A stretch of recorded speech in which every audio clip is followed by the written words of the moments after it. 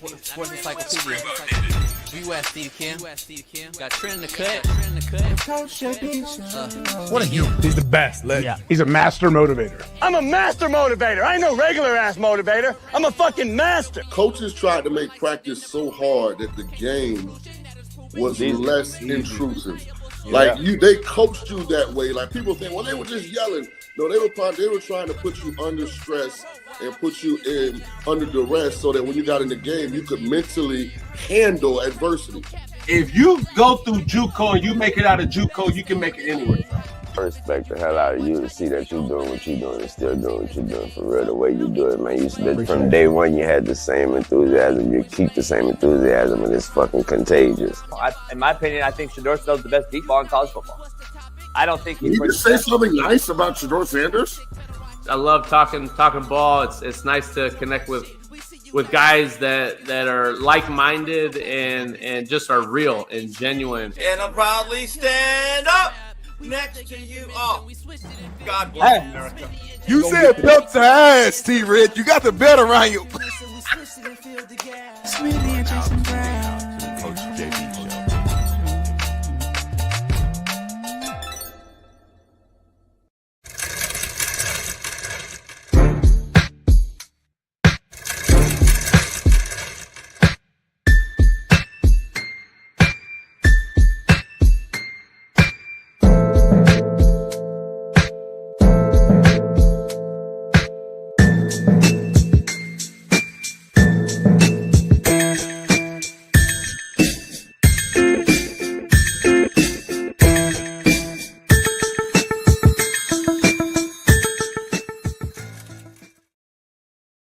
What up, man? It's Free Game Friday. We're in the building, and man, I do have a story to tell. God damn, you won't want to miss this one. We got a loaded show. Dr. Jesse Morse will pop in right out the gate. We got another NCAA whistleblower, ironically a kicker. And then we got Big Mac McChesney joining us. And we got my main man, Merciless. Wiley's going to make an appearance and pop in.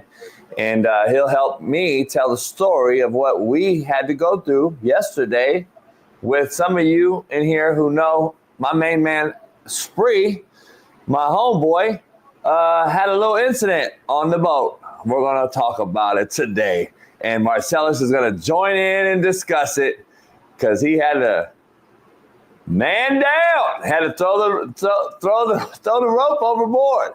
Oh, my goodness. We're going to dive into all that. We got a loaded show, 6, 7, 8, 10, 12 guests on today. Who knows? But it's Free Game Friday, man, and I can't wait to tell you this crazy-ass story right here. But so gather around, kumbaya, and you won't want to miss it, man. But before we get started, this show is powered by BetUS, so head on over there today. Use the promo code CoachJB. And like I said, this show might be getting crazy today. We got Dr. Jesse Morse, Big Mac McChesney, Zane Smith, a kicker, Florida State, Marcellus Wiley, my man Spree might hop in, and then Shaun King to wrap it all up, man. So we got a loaded show today.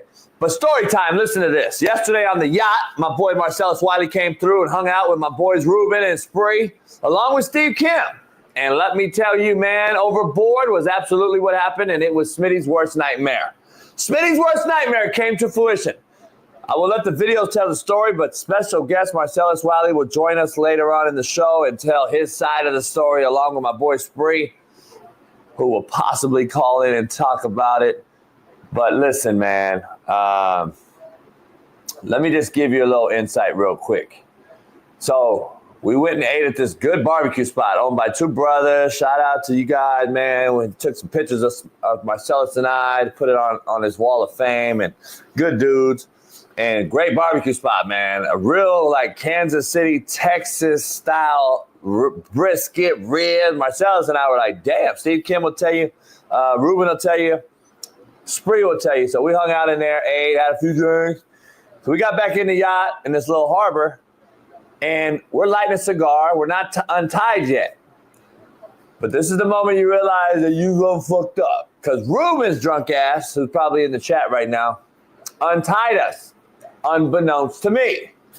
So we're lighting cigars, and we drift out real slowly. And I look up, and we're headed towards 2 boats, and I had to start the engines and put it in reverse so we don't hit 2 boats. And Ruben, I'm like, Ruben, why'd you untie us? Anyway, so now I'm in a pickle because I'm in this little trick bag, and I got to work my way out of it so I don't hit any other boats, and I can't back up too far because Ruben untied us, so we're kind of in between. Well, it was windy yesterday, so the natural elements now are kicking in, and the wind is blowing us to these boats. So Spree thinks he's still athletic. So Spree gets out, and he's in the boat, and he pushes against the boats on the outside to push us off. By the way, Steve Kim is in the back. Have you ever seen that guy on Instagram? He's like huge. He's got like 8 million followers. All he does is watch people fuck up, and he just sits there, and another motherfucker fucks up, and then he's just sitting there watching them, and another motherfucker does some crazy shit, and he's just sitting there, and he cuts up a lot of videos, and he does that. That's what he does. That was Steve Kim. Steve Kim's watching Spree push the boat. Then fucking Ruben does a backflip somersault in the boat. I can't tell you how. Most unathletic cat on the boat. And did a backflip somersault, and I thought he broke his cervical vertebrae. And lands in the boat trying to help Spree get out. Well, anyway, I can't tell you about it, man. I'm going to have to show you. But anyway, Spree pushes us. Then he gets out the boat. And then he says, linebacker strength. He loaded fucking around. He pushes us off. Then he thought he was still linebacker that went to Cal Berkeley out of high school at Long Beach Poly and thought he could jump back in the boat from the standing position. So he grabs the boat and slipped and fell in the motherfucking water, man. And I can't see nothing, but take a look at this, man. There my boy Spree, nestled in between the boat, myself, and another boat, Motor. And he's in the water. And now he's taking his phone out of his pocket, his wallet, keys. He's taking all his shit out and putting it in dry land. My lighter, my fucking lighter right there, couldn't work no more. But you know what? Spree can swim. Spree was talking shit the whole time. I can swim. Tell Smitty, fuck that. So then, man, you got to take a listen. There's Marcellus just smoking a stick, talking shit. The wind's blowing. Look at Steve. Steve's straight out of Hangover 2, looking like motherfucker from Hangover. And let me tell you, dog, I can't explain the situation. See, the wind's pushing me, and I can't really do nothing. So Spree's about to push me off. And let me just tell you, man. Let me get my main man in here, man, and who heard the story on the phone. Far East Sider, 317. Goddamn. Naptown legend. LeBron hairline having. LeBron hairline having. Lamar Jackson loving. An AR5 defending. Caitlin Clark jocking. Our very own Big Smitty. And a free game. Yeah. What you laughing about, homie? The story. I'm behind the scenes, man. Listen to the story, man. I saw the videos yesterday, man.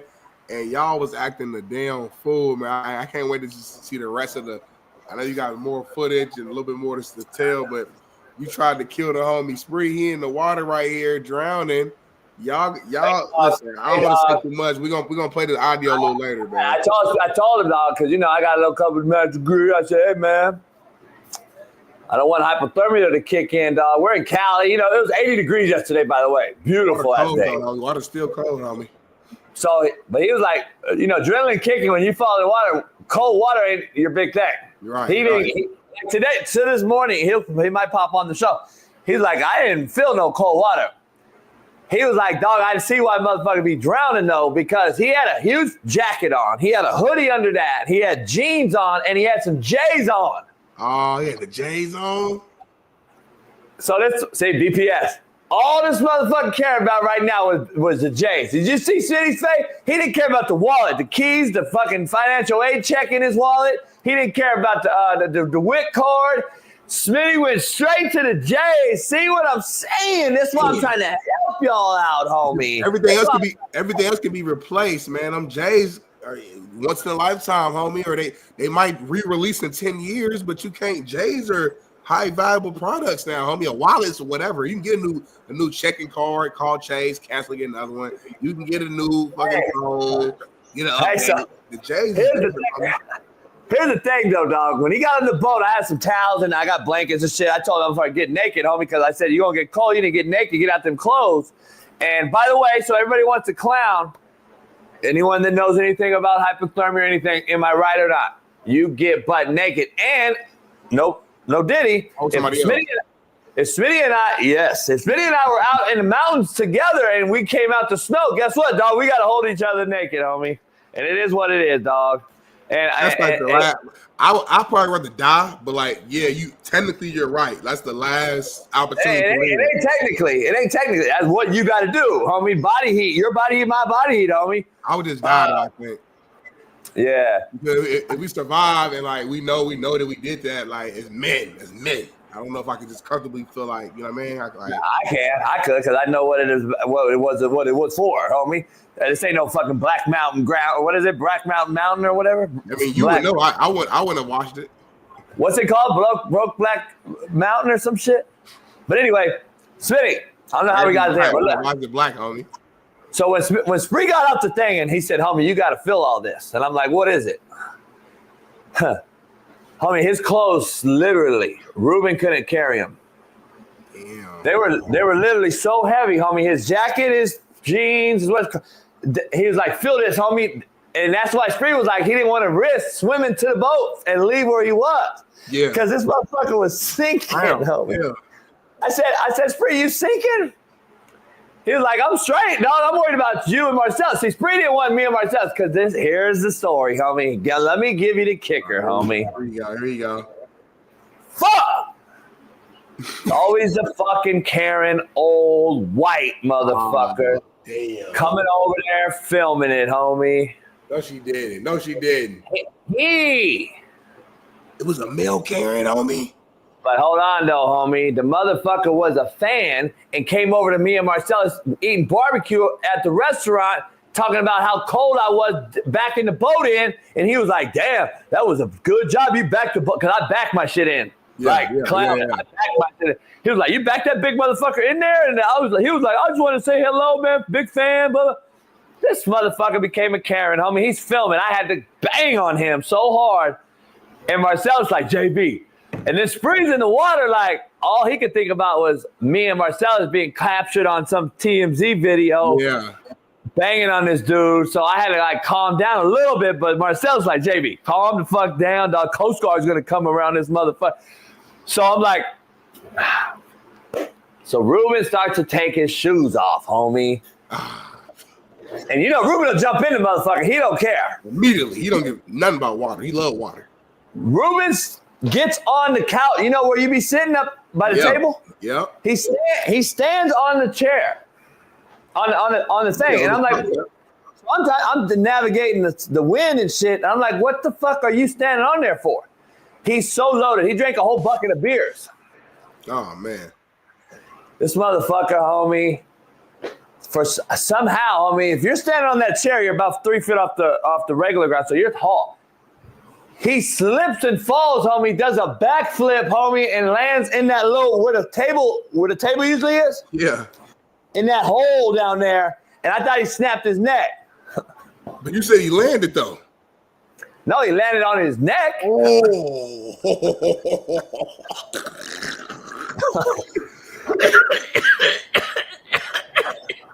This whole time, I thought he purposely did a flip, just playing around. You say he slipped. No, hell no. Ruben didn't do no goddamn flip playing around. That motherfucker, the least athletic cat out of the whole crew. This motherfucker fucking slip falls, homie, does a backflip. And I'm like, what are you trying to do, homie? He was like trying to reach and grab Spree. I said, you couldn't grab Spree with Shaq's arms, homie. What the fuck you talking about? Spree's 13 feet in the water. Spree's 13 feet in the water, and then your ass 10 feet off the ground, homie. Then he's standing up like, come on, bro. Homie, so, but Steve Kim in the back, homie, popping new beers. Oh, I was about to ask you that the whole time. Steve in the back like this, chilling. Steve just like, You know that video? I know exactly what you're talking about. It's the compilation of all the funny videos, and the dude just looking at this. He just. Steve Kim is watching Marcel. Homie, the cold part is this, though. I don't know, because they play it if you can play it. Did you just fall in? Homie. God, Big dog, did you just fall in? So hold on. That's the moment we realized he fell in. Homie. Yeah. So he pushed the boat off of this little thing right there. You see him? Yeah. He thought that motherfucker thought he could jump on the boat from there. He's going to try to jump. Homie, I can't wait for this motherfucker. He thought he was in the He deserved that shit, homie. Play the rest, Bailey. Dog, did he just fall in? Ruben. Hey, look at you, how you driving. Hey, we on. What? Oh, you better smash him. Hey, dog, come on. You almost smashed the homie. Nah, the boat's there. Friend, homie, you about to smash him on against the wall, homie. I mean, it's a gel coat, homie. I'm not running the motor on him. Okay, go play it.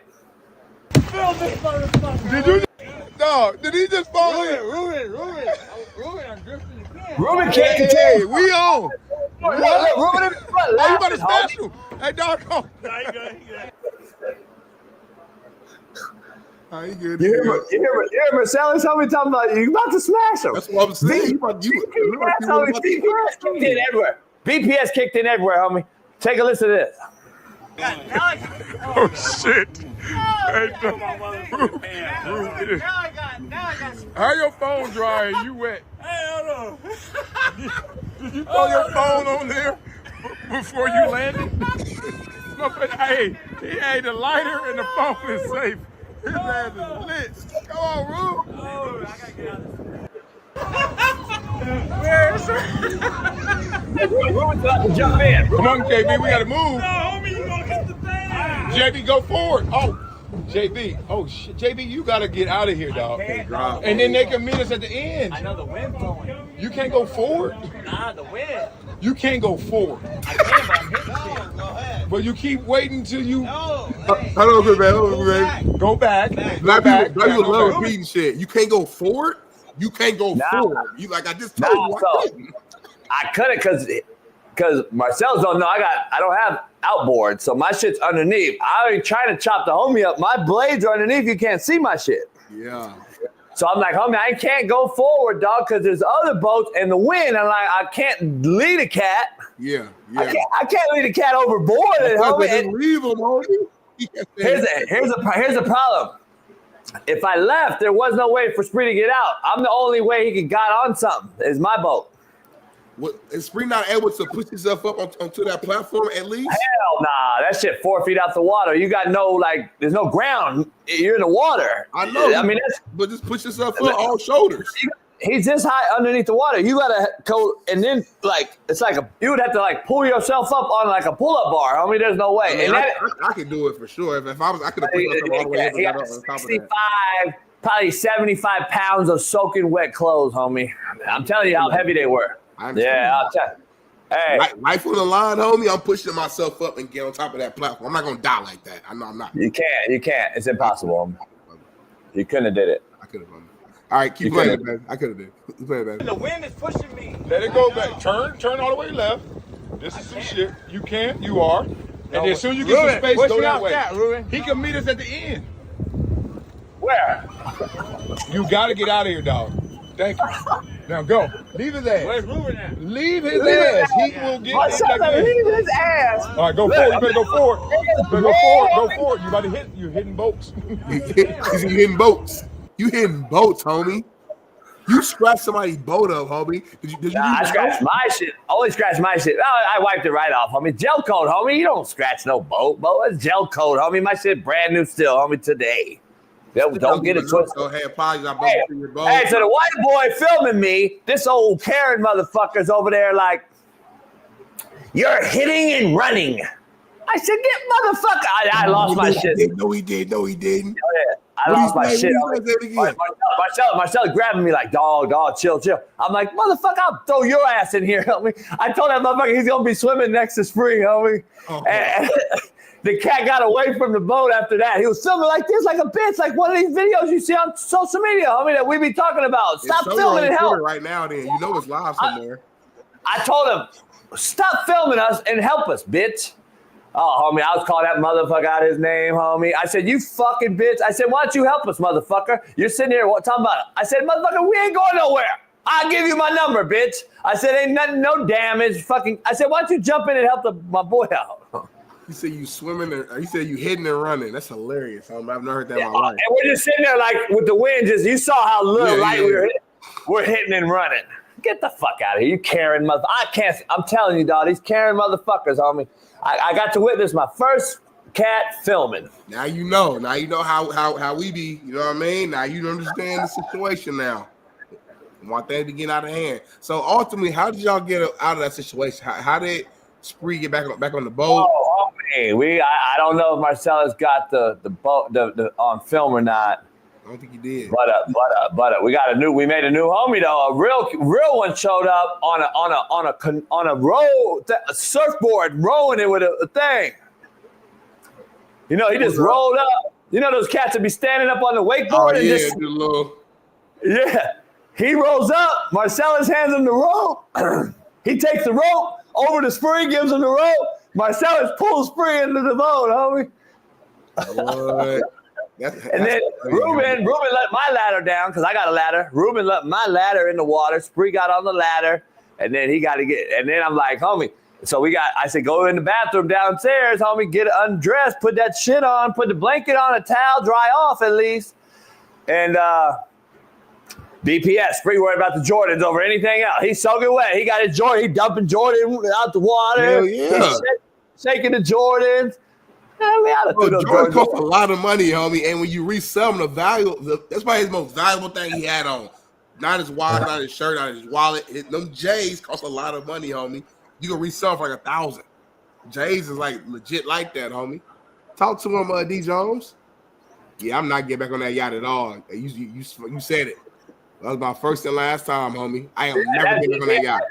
Yes, right there. That's how BPS. This is what happens. See, y'all, D Jones, y'all scared motherfuckers when this was not a boating accident. You ever seen Jaws, homie?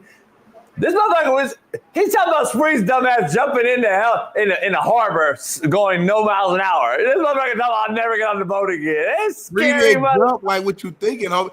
Let me ask you this. Why was he in the position? We're waiting for the surveillance film, homie. I'm trying to get the surveillance film from the restaurant, homie. Why was Spree in that position though? He was trying to help your ass out because you didn't plan properly about the winds to get the boat pushed off. See? No, Ruben's drunk ass untied us. No one knew about it, homie. We just drifting out here, and I look up and I'm like, "Holy fuck, Ruben!" Ruben just sitting back to the boat, spinning like this. He's in the boat. Back to two boats in front of him, and he turns around slow ass. He goes, "Oh shit!" And he's so drunk, I had to start the engine, put it in reverse, so we don't hit two boats for real head on. So I saved the day as the captain, homie. At the end of the day. Well, regardless, the captain, you got people on the yacht who loaded, who ain't paying attention, and that all plays the factor. So my black ass will not be on your yacht because if I fell in the water, I do not trust my swimming skills anymore. It's gonna be World War VIII if I fall in the water. I'm gonna be pissed. You would have never got out. You would have never got out to push the boat, though. Never, of course. So you would never got in the water. So you're making up hypotheticals, homie. So guess what? Next Friday, live show from the boat.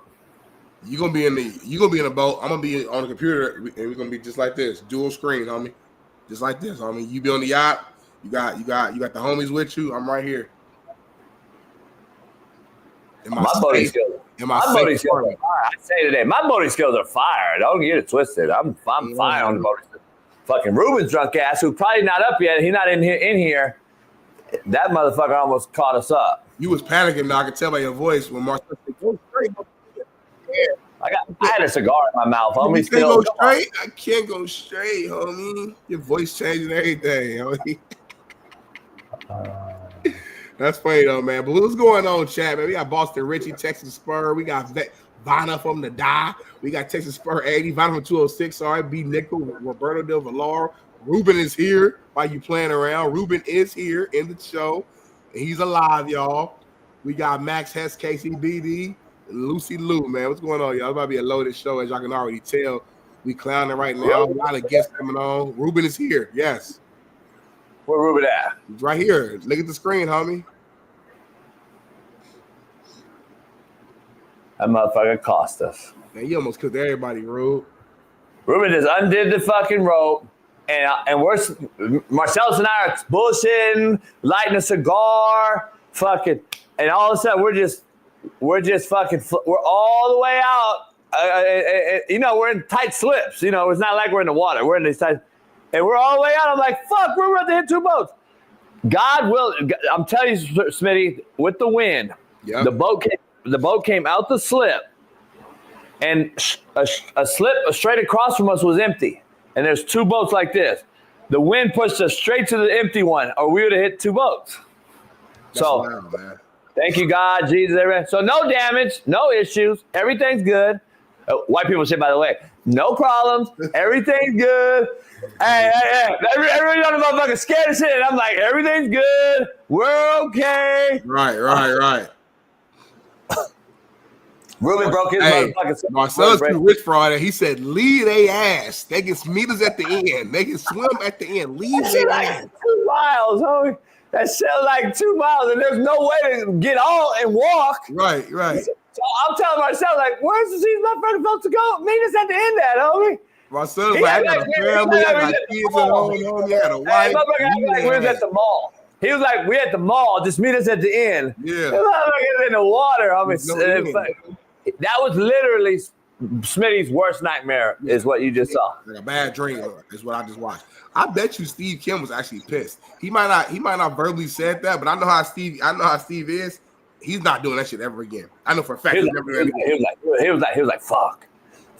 Now he didn't say fuck, but right now he's Steve, like, bro. You know Steve be getting like low key pissed in certain situations. Steve is mad. Like Steve, he might have come to your house on Sunday for Palooza now. Real shit, real talk. No, he's coming Sunday. He might not come no more, homie. He's pissed off. Oh no, he's coming. We got a whole football thing, whole get down. Yeah, we're good. You know, we're good. You're not coming, but we're good. Nah, he never comes. The Super Bowl. Try to hopefully get you the Super Bowl. I miss Super Bowl. I mean, unless something crazy happens, Lord willing. What would that be crazy? Only thing I can think of is like, and even in this situation, I still don't know if I would do it. But like, let's say the Commanders beat the Eagles this weekend, and then like the homie, like, hey bro, I got extra ticket for you, man. Come support your brother in the Super Bowl. That's like a very unique scenario, watching your brother in the Super Bowl. Like, so I might have to do that. Look at the private chat. Let me see. I love that. He's gonna be pissed at you. hey, look, Jay. So fuck my boy ain't playing Super Bowl. Fuck whatever happened. Fuck scenario. It don't matter what's going on. Fuck the free Super Bowl ticket. You better be at the fucking party, homie. Hey, you introduce your man. This guy, Buffalo Bill legend, San Diego Charger legend, from Compton to Columbia. That dude, man. Bring him in, man. Yeah, what's here for real? Yeah.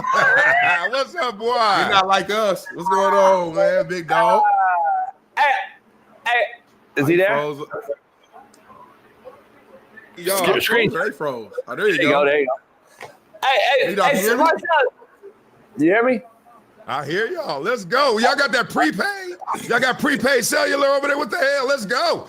No, that was your shit. I don't know what happened. You messed us up. Marcel's got that cricket. He got cricket. Hey, dog, let me ask you. Will you ever be on the boat, on the yacht again? That's all I gotta know. Hell no. I'm going to cut you off. First of all, I should have known it was a captain from Compton. This ain't going to go right. I'm like, man. And then I get on the boat. It's a beautiful boat. Thank you for the whole experience, for real. We were only together like 4-5 hours. Almost died twice, but still, it was still a great ride, man. We were kicking it. Where we go from Long Beach to Huntington Beach in like 3 minutes. Stopped and had some drinks, some barbecue, kicked it tough. And Smitty, I should have just took an Uber from there. Should have got back on that damn boat, man. We get back on the boat. Next thing you know, JB and me just chilling, talking, trying to light one up, and then we look. We moving. We out. We in the middle of the ocean. I'm like, what the hell we doing? Ruben's in the chat right now, Marcel. So here's a story, Smitty. You want to hear this real quick? Tell a real story. Ruben tripping. Spree's in the water. My boy Spree's in the water. Ruben's on the boat. Marcellus is yelling at Spree in the water and calling him Ruben. Hey, so hold on. So Ruben's on the boat. Hey, Smitty, Ruben's on the boat. Ruben and Marcellus get into a full-blown ass conversation about, no, I'm Ruben. And I'm like, hold up, homie. Spree's in the water. Ruben is... Marcel's like, oh, you Ruben, I'm tripping. Spree's in the water. They got a whole blown conversation. I'm like, homie's in the water. They be Spree for his life, and they over here arguing about some. Oh, we over here yelling about his birth certificate. Hey, dog, we couldn't look worse because not only is, JB, so all of a sudden cats start coming up, not trying to help us. They trying to film us, trying to get us all caught up viral. JB snapping at them. I'm like, yo, Ruben, Spree is in the damn water. And he got on the whole full jean suit. Like, he looking like straight from the Compton swap meet. I'm like, dog, he drowning, it look like, because it's too heavy. Right. On the boat. And the best part is Steve Kim, he played his part. He tapped out. He didn't say one word, didn't help one thing, didn't help nobody. He just my beer. Hey, Marcel, that motherfucker straight out of Hangover, too. Did he? Like, no, look, he looked like the cat on Hangover, the Asian cat on Hangover. Look. I'm like, God damn. He was just watching shit. I'm like, he don't want no part of this shit. He don't want to be on the affidavit. Spree somehow still has his cigar in his mouth the whole time. He drowned. Yeah, he got cigar in his mouth the whole time. Wait, this is the craziest part, and I don't even know if we can highlight it because you can't see it on camera. His phone, he threw his phone out the water so it wouldn't get messed up, right? So he, almost drowned. He good. We almost ran him over right here. Yep. The phone is out. He good. When he gets rescued, guess what he does, Smitty? What do you do? He grabs the phone and puts it in his pocket while he in the water and then gets out the water. Spree. I said, man, this is ghetto. And then people filming us, we look so hood. It looks so bad. We look no more hood than that, dog. Hey, the first thing Spree did was he took his J's off and he dumped them to try and get them dried out. I said, that makes sense. Sounds about right. Hey, but Ruben broke his cervical vertebrae, and he's in the chat though. Ruben, you're in the chat, but Ruben, you the one that fucked us. So thanks a lot. Ruben can't die. Like Ruben, he didn't fell off stuff. He didn't broke his neck. He just always bounced back. I don't know if he got closer than he did yesterday, dog. Yesterday, and when he landed back in that boat, man, that shit sounded like a kickoff in the Super Bowl. I was like, oh, he broke down. He hurt. The most unathletic. Hey, the cool part is, though, Marcellus, you don't even want to hear. I'm going to tell you a real last story, dog, and get you out of here. I had to have you on the show talk about this. This motherfucker Spree, still drunk. We get back in the slip. Marcellus had to hit the Clipper game. He had to get to the Clipper game, so he bounced out of there, got to the Clipper game. This motherfucker Spree, Marcellus, thought, I said, dog, you got to show me what happened. So I'm slipped. I'm all tied up. We're cool. This motherfucker wanted to reenact that he could get on the boat and get in, homie. I said, dog, you is not the athlete. You're not linebacker at Poly. You're not the cat. Hey, he did it, though. He made it in the boat. He tried that shit. He's like, I got to do it, homie. I got to do it so I can sleep tonight, knowing I could have did it. I said, why'd you try it? He said, dog, when I pushed it, the boat went off, and I thought it was the same spot it was. Homie. Hey, we kept trying to save him, and you know how heavy you are in the water, especially with a jean suit on. And then he couldn't pull himself up, and then JV just kept hitting him with the boat. I heard you in the background. You said, leave his ass. He said he can catch you once at the end. Leave it. Ain't no end. He gonna start to come get you. Dog, we was on the 5th down. Dog, I was like, Coach, we on 5th down right now. We ain't got no more plays. Here's the play. Go to the end, have him pull himself out the water and walk that deck, and we'll meet him there. And he was like, nah, we gonna get our homie. And then he cursed him.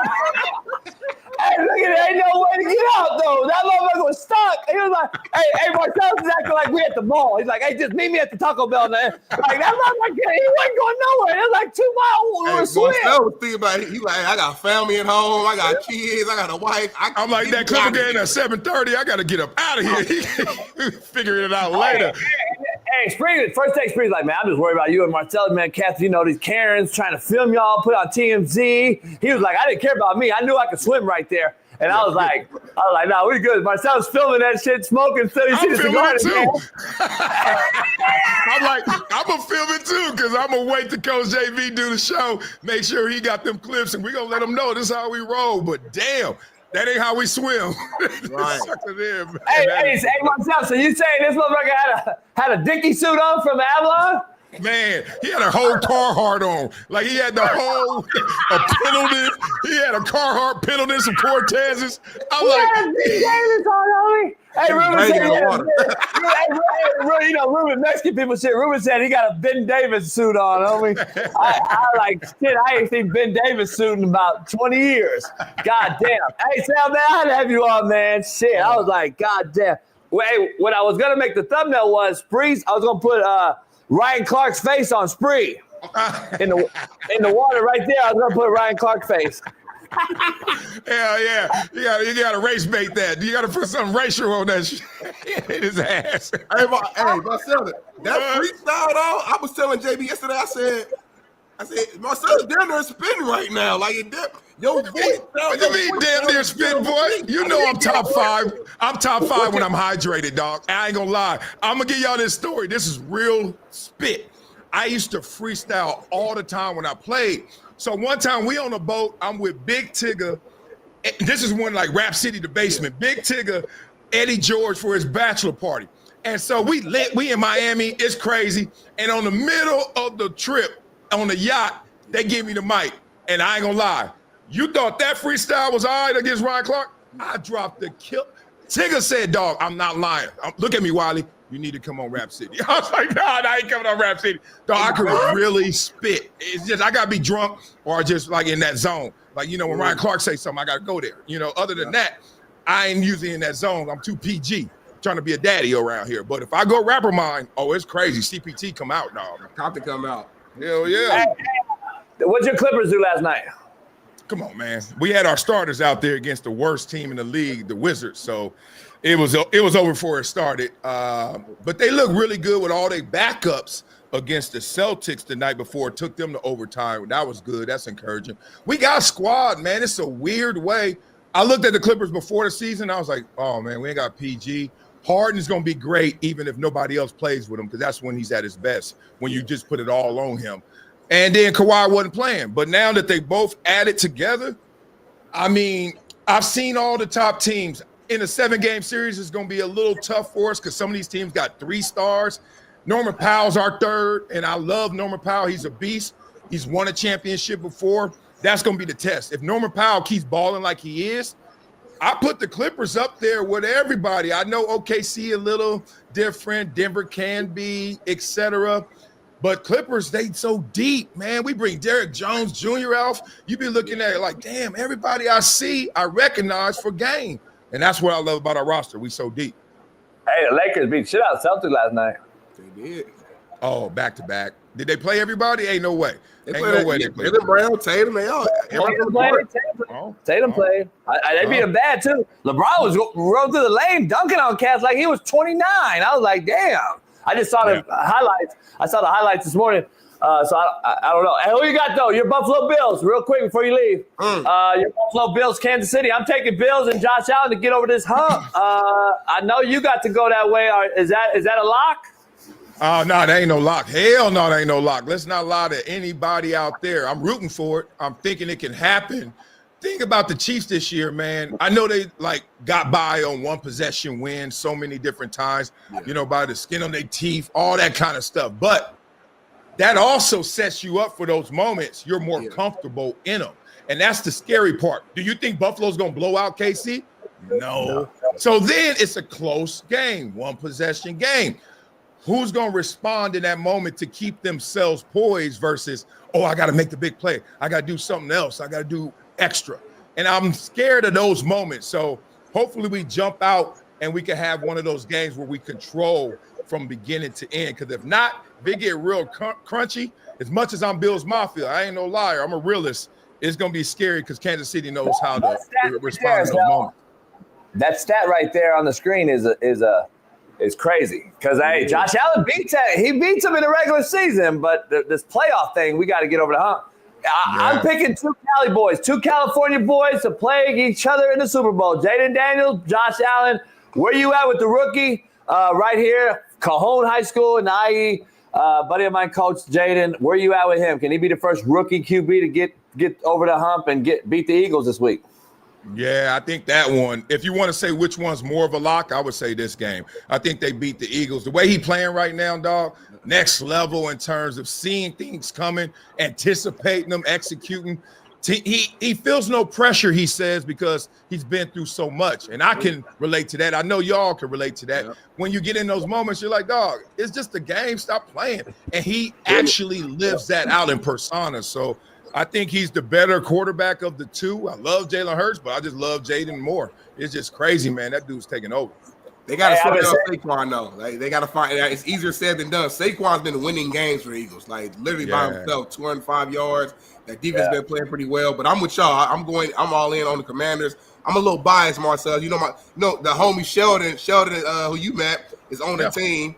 So I'm rooting for them to get into the Super Bowl. You know what I mean? So I got Commanders, and it's hard to go against the Chiefs right now, just because we can say we won about them. They lost one time this season. And it was against the Bills. It was one time. The last game of the season, I don't count that because they rested their starter. So basically one real time this whole year. So I don't know. That's going to be a killer. Do you imagine if you're a Buffalo fan like me and we watch the Bills, if they lose to the Chiefs again after beating them this year, and you look and say, if not now, when?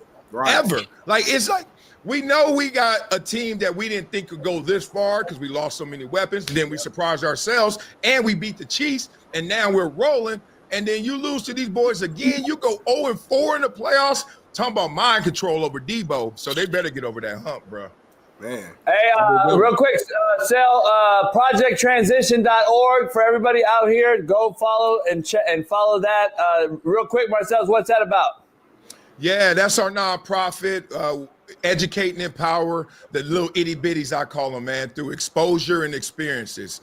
Basically, we want them to see excellence in all facets of life, not just ball, not just entertainers, CEOs, whoever it may be, so they can see different pathways to success. So get the kids out of Compton, right? Get the kids out of Linwood, wherever they may be. We get them to see other things, other ways, other mountains that they can climb, man, and become successful. So it's been great. We had an NFL camp scheduled for this weekend, 500 kids registered, and we had to postpone it because of the fires, man. So many people affected, lives changed. So we're just going to do it when everybody's focused in and in great spirits. We'll get after it, though.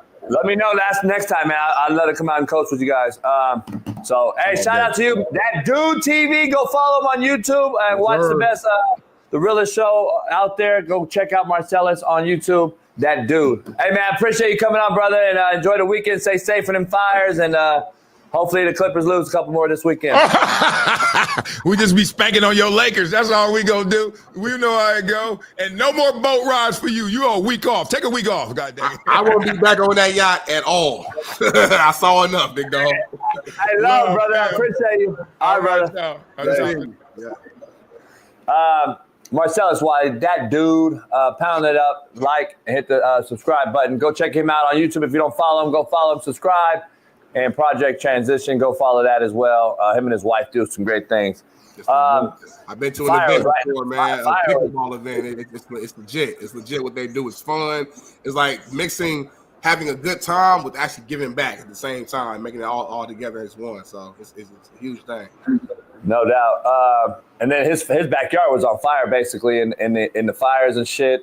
So he got lucky. He had to evacuate and he told that story yesterday. It's pretty scary shit right now going on out there and all over. San Diego's on fire right now. We got all kind of shit going on, man. It's unfortunate, but it's what it is. Got to fight through it. We got a lot going on, Smitty. Dr. Jesse Morris will be on Tuesday because of our schedule today. We got so much going on, so many guys coming in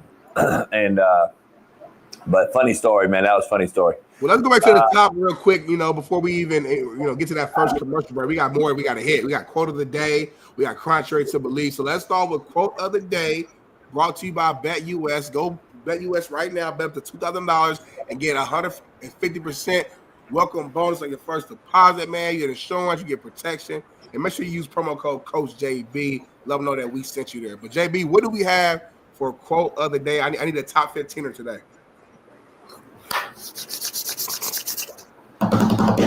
Don't worry about people not liking you. Most people are struggling to like themselves.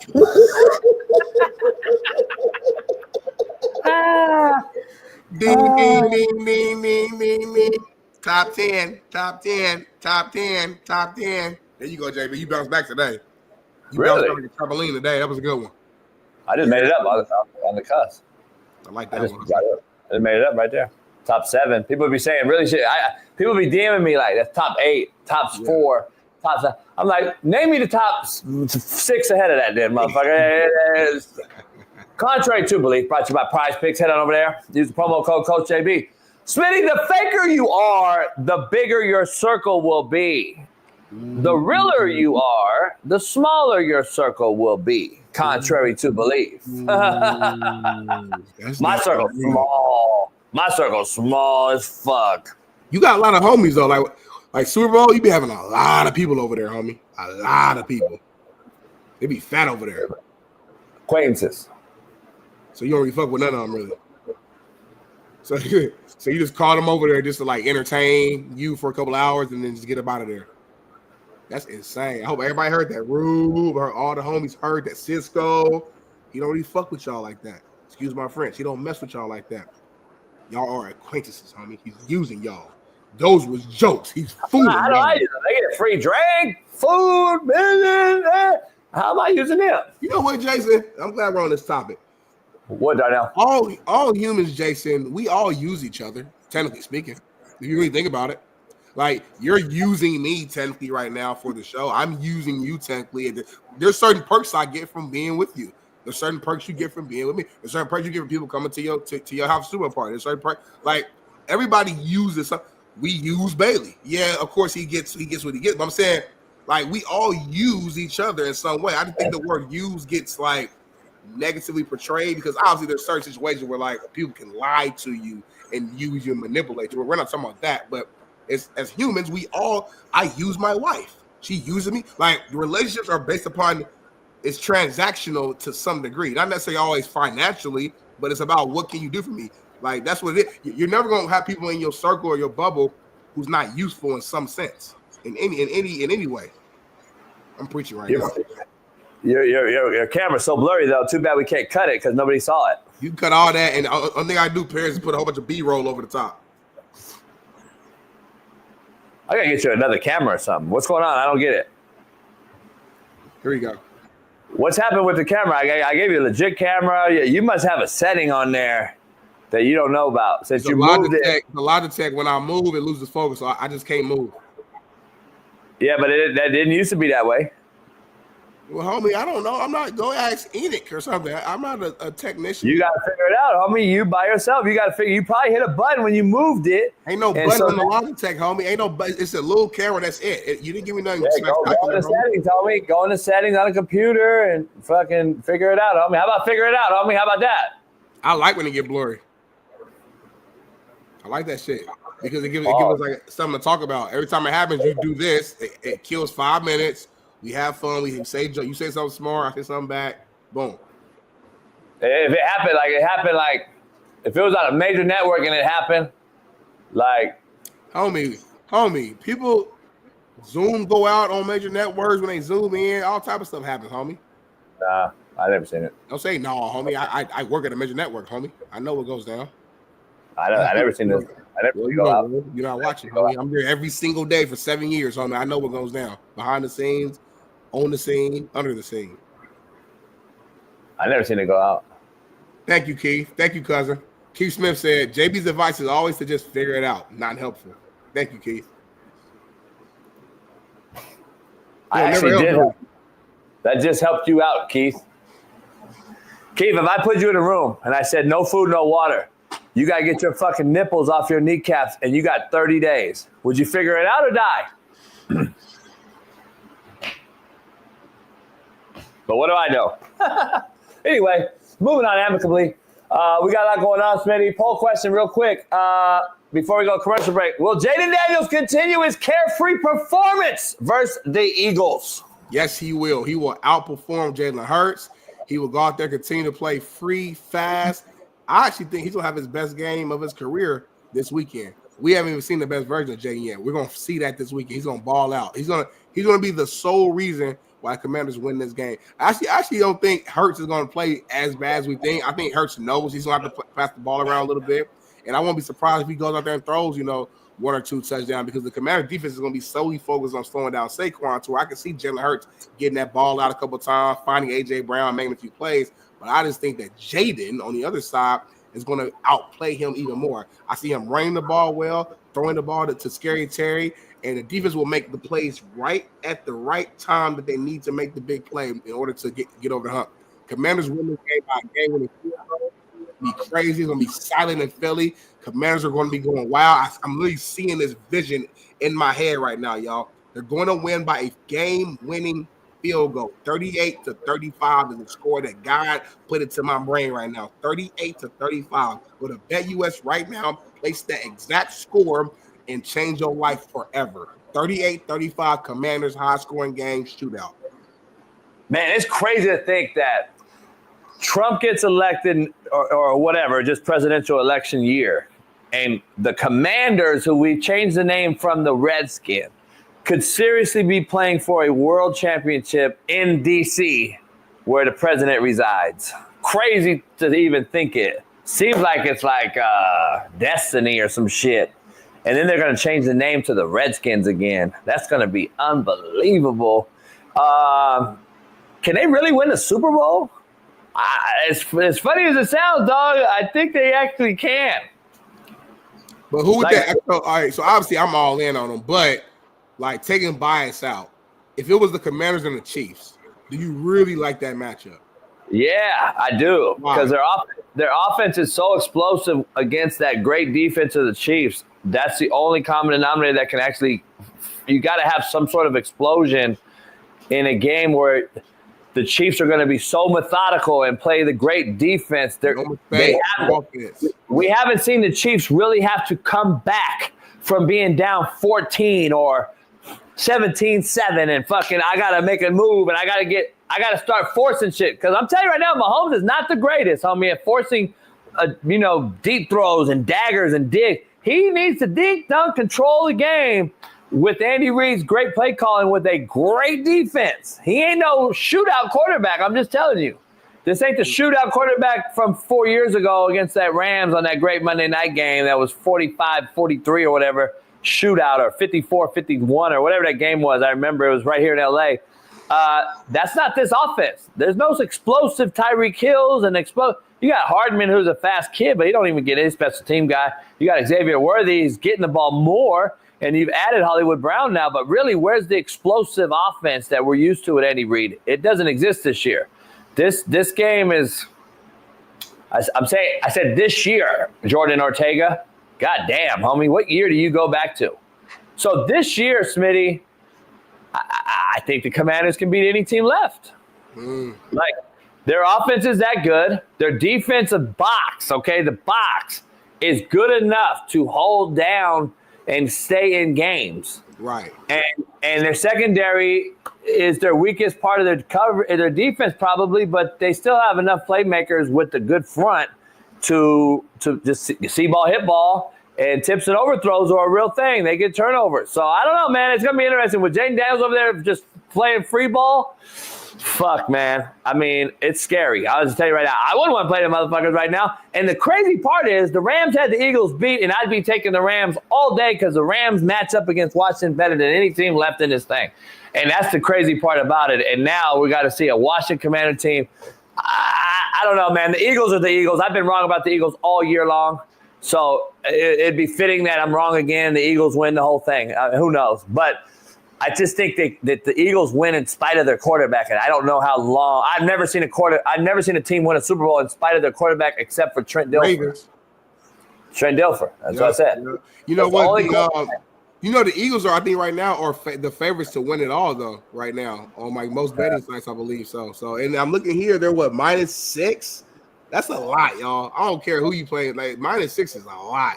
Like even if you don't think Washington's going to win, I would down there just take the points though. You go, you know what I'm saying, +6 for Washington. That's heavy. The only thing that scares me for them is the Chiefs. I think Commanders can beat the Eagles. I think they can beat the Bills.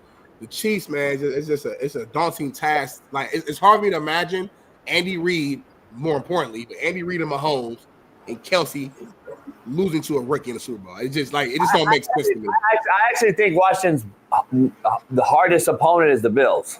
I think they could beat the Chiefs. I think the Bills are the team that they would probably struggle against the most because Josh Allen, I think, when the 1+ run game is something that's not left in the playoffs. Yeah, I hear you. I guess for me, it's that when it comes to the Chiefs, it's that thing you can't see. Like, yeah, on paper, I'll say the Eagles is the hardest battle because they are loaded everywhere. You know, in terms of just quarterback performances, I would say the Bills because Josh Allen is maybe the MVP this year. But in terms of just having that it factor, it's the Chiefs. And the Chiefs, they have that you can't see.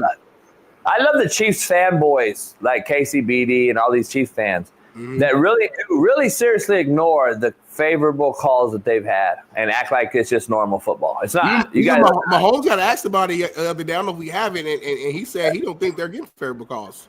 He's the rest of doing the best they can do. I'm trying to find something if I can, Bailey, and send it to you.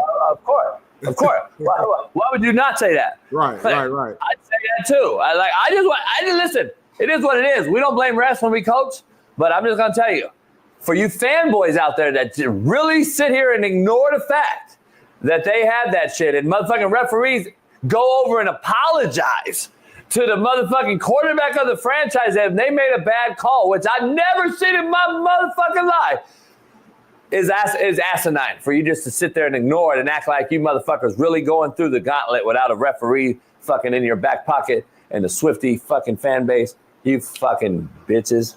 Anyway, Smitty, I want to thank everybody. NFL refs are doing their best. I don't feel like I get extra protection. It was a Bleacher Report story. He said that. That's the slap in the face. See, that's the slap in the face part that we know that you take extra steps, so you know because you ain't getting hit, Mahomes. I got film of it. I got fucking film. Last week, homie, he went to the sideline, stopped, and then flopped out of enough to try to get a call. Now, luckily, they didn't make the call that one time. But talk about the shit when he takes 5 extra steps because the beeline knows he's just gonna stop and not hit him, and he'll tippy toe 2 extra steps down the sideline because he knows he won't get hit. Yeah, that's the part that I like. Look, I like Mahomes. I actually like Mahomes. I like that he plays through pain. He doesn't want to come out the game. I like everything about it. I like the dude, man. I really do. I think he's the most overhyped quarterback of all time. But I do like the guy, and I think he has to back on that second hour. If we got time or sometime today, I want to talk about if he does win this Super Bowl and they go back to back three-peat. What does that do for his legacy? Because right now, everybody in the mainstream market is saying that it solidifies him as at least worst case scenario, the second greatest quarterback of all time. He passes Joe Montana. That's what the mainstream media is saying. So I want to hear from JB, the quarterback guru, during the second hour, maybe the third hour when we come back. So keep that in the back pocket, Bailey, in the back of your brain. JB, keep that back in your brain. We're going to bring that back after this commercial break. Make sure right now, though, before we leave, we want to thank all of our subscribers. We got 60,000 subscribers. We finally hit that number, and we couldn't have done that without y'all. So everybody in the chat, man, we appreciate y'all. Please make sure not only do you subscribe, but become a member. We are really, really, really close from hitting our next milestone, which is 1,000 subscribers, and we can only do that with y'all. So become a member today. Let's hit that 1,000 number, and don't be scared of our other YouTube channel because moments like the boat and the yacht, those behind-the-scenes moments will be on the other YouTube channel as well. So subscribe there. I know we're asking for a lot, but we're giving you even more. So we appreciate y'all. We love y'all. We support y'all. 1,000 members, not subscribers. 1,000 members, homie. You said subscribers, factor cap, Bailey. I'm not sure, so I can't. I'm not gonna argue or. I know. You said. I believe you said. Yeah. Well, I think we get what you're saying. 1,000 members. We're almost to that on this channel. So become a member today. Appreciate you, Bradley. I was in my zone. Shout out to everybody. We got right after this commercial break, we got Matt McChesney on the other side, man. We haven't seen him all week. Shout out to Matt. We'll get to him and all things college football, playoffs, what's going on in the future, and the NFL. BetUS's picks of the week. We're going to give you our actual picks locks on BetUS. Head on over to Coach JB. Use the promo code Coach JB. Appreciate you, Life of Dim. We'll be back in 3 minutes with Big Matt McChesney.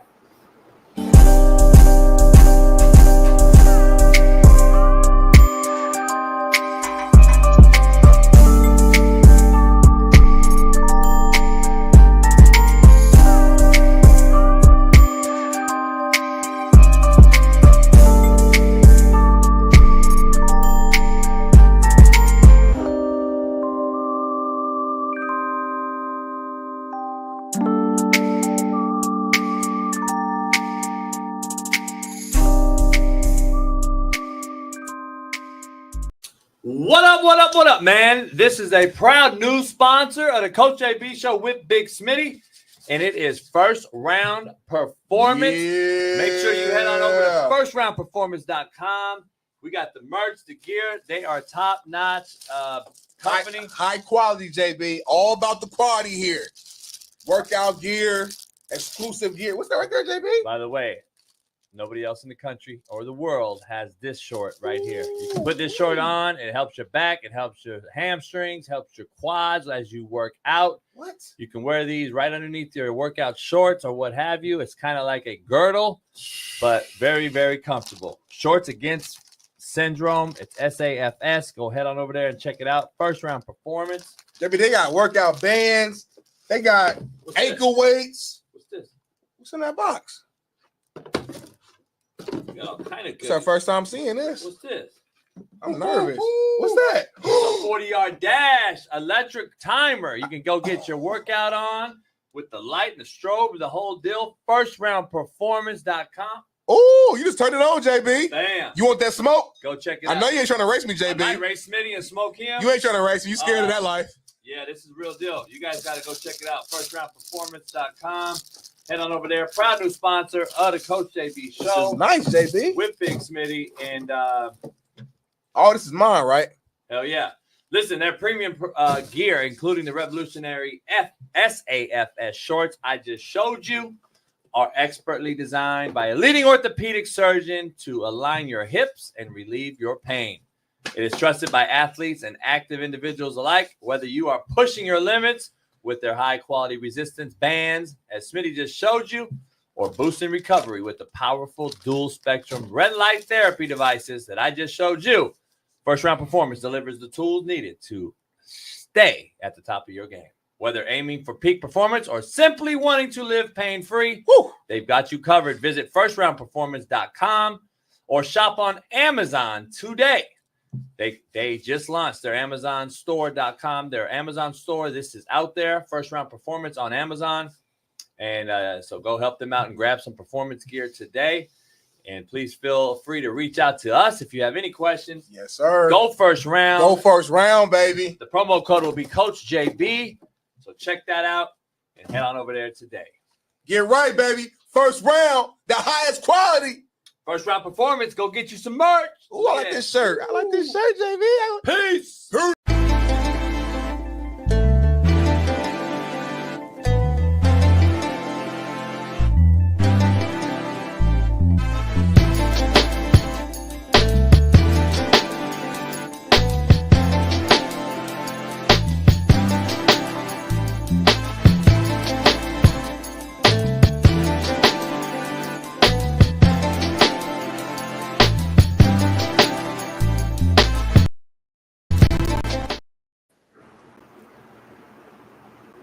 Goddamn, Ryan Clark is one of the most insecure fucking bitches I've ever seen on fucking social media. It's unfucking believable. Let's bring my main man in, man. The owner-operator of 60 Academy and 0 to 60 Pod. Our main man, Colorado Buff, Bronco and Jet, Matt McChesney. Big Matt, welcome, my man. Matt, what up? Happy Friday. Happy Friday, brother. Ryan Clark is one of the biggest bitches I've ever seen on social media. I just gotta be honest. He's so fucking insecure. It gives me like women vibes. I'm just telling you. Anyway. Yeah, he's a different dude, bro. I've never really met anybody that sensitive either. Like as a dude, like bro, he can't handle conversation. Nobody can criticize him. But he can do it all day. And he can just he feels like because he works for ESPN, he's got this moral authority over everybody or some shit, bro. It's bad. He's I don't know. The media poisons people sometimes. You know that. Like when they're on camera and they see themselves on camera, they think that they're special. And you're just a dude that played safety, bro. Calm down. You're not a fucking Hall of Famer. You're just you were just a good safety in the NFL. You're not Ed Reed. You're not Troy Polamalu. You're not Steve Atwater. You're just not that guy. So it's okay. It's okay, bro. You played 12 years. You're a fucking baller. Just be cool. Like try and have an opinion that doesn't just isolate people constantly. Jesus Christ. Him and Marcellus got it. This guy, he beats the race card like I've never seen anybody do it before. Yeah, there's no doubt. Him and Marcellus got beat. It's not necessary. When it's not even in the topic of conversation, he brings it up. So yeah, it's funny, man. Marcellus been calling his ass out. Yeah, Marcel's been calling him out, and he came out to the yacht yesterday and hung out, and then he came on the show before you, and we were just laughing about fucking my boy Spree fell in the water yesterday, but that's a whole nother story. But yeah, we were just talking a lot of conversation we had on the boat yesterday about Ryan that just is like, because I was with him. I was with Marcellus at Catch in Vegas when Ryan Clark came over there, and you know how that fake energy when you come over to somebody and be like, oh, man, Matt, why you talking shit about me, dog? I thought we were boys. You know, that shit. And then Marcellus is sitting there with a cup, a drink in his hand, and he's like, get used to it. Like, that's all he told him. And ever since then, Ryan Clark felt embarrassed, and he's been kind of going at Marcellus ever since. And it's fucking crazy, man. I'm like, this guy's a fucking... It's the perceived security of a corporate media job. Mm-hmm. You know what I'm saying? Like, Marcellus has gone through the ringer of working for corporations. Everyone has. Smitty still works for one. Like, I used to work for one. When you go down that road, you think you have security that you don't really have. Because they'll fire your ass faster than you can get fired, bro. Like, it's just as competitive as the NFL. So one day when he doesn't have the platform anymore, we'll see how he feels. No doubt. I feel you, Matt, and thanks for coming on, man. Sorry for laying out get my little breakfast bar, but we got you here now. It's Free Game Friday. I want to dive straight into some Colorado news. Colorado football has been hit with a minor NCAA recruiting violation. The violation stems from Deion Sanders mentioning QB recruit Julian Juju Lewis during his weekly coaches show. Is there anything about this that you can give us some insight on? What does this mean? You're laughing right now, so it must not be that serious. But talk to me. What's going on here? It's the NCAA. They're a ballless organization. They have no nuts. They have the audacity to violate. This is a violation. We can just fucking do whatever we want. But this is a violation. So the NCAA, please, I'm going to say this again. Just go the fuck away. You're not here to help the players. This is laughable. In today's college football, with how much money is getting thrown around, they mentioned him on a radio show, and shut up. Shut your fucking mouth. Like, there's my response to your violation. Shut up. Last year, they said that my son and I followed the team out at a game we weren't even at. We were at home watching TV. That's a violation. I read something. I sent it to Bailey yesterday. We're going to talk about it on my show. But the next part of this article is they took the kids to a place, and you can only spend $50 on a meal, and they spent $67. So there's another violation. What are we talking about?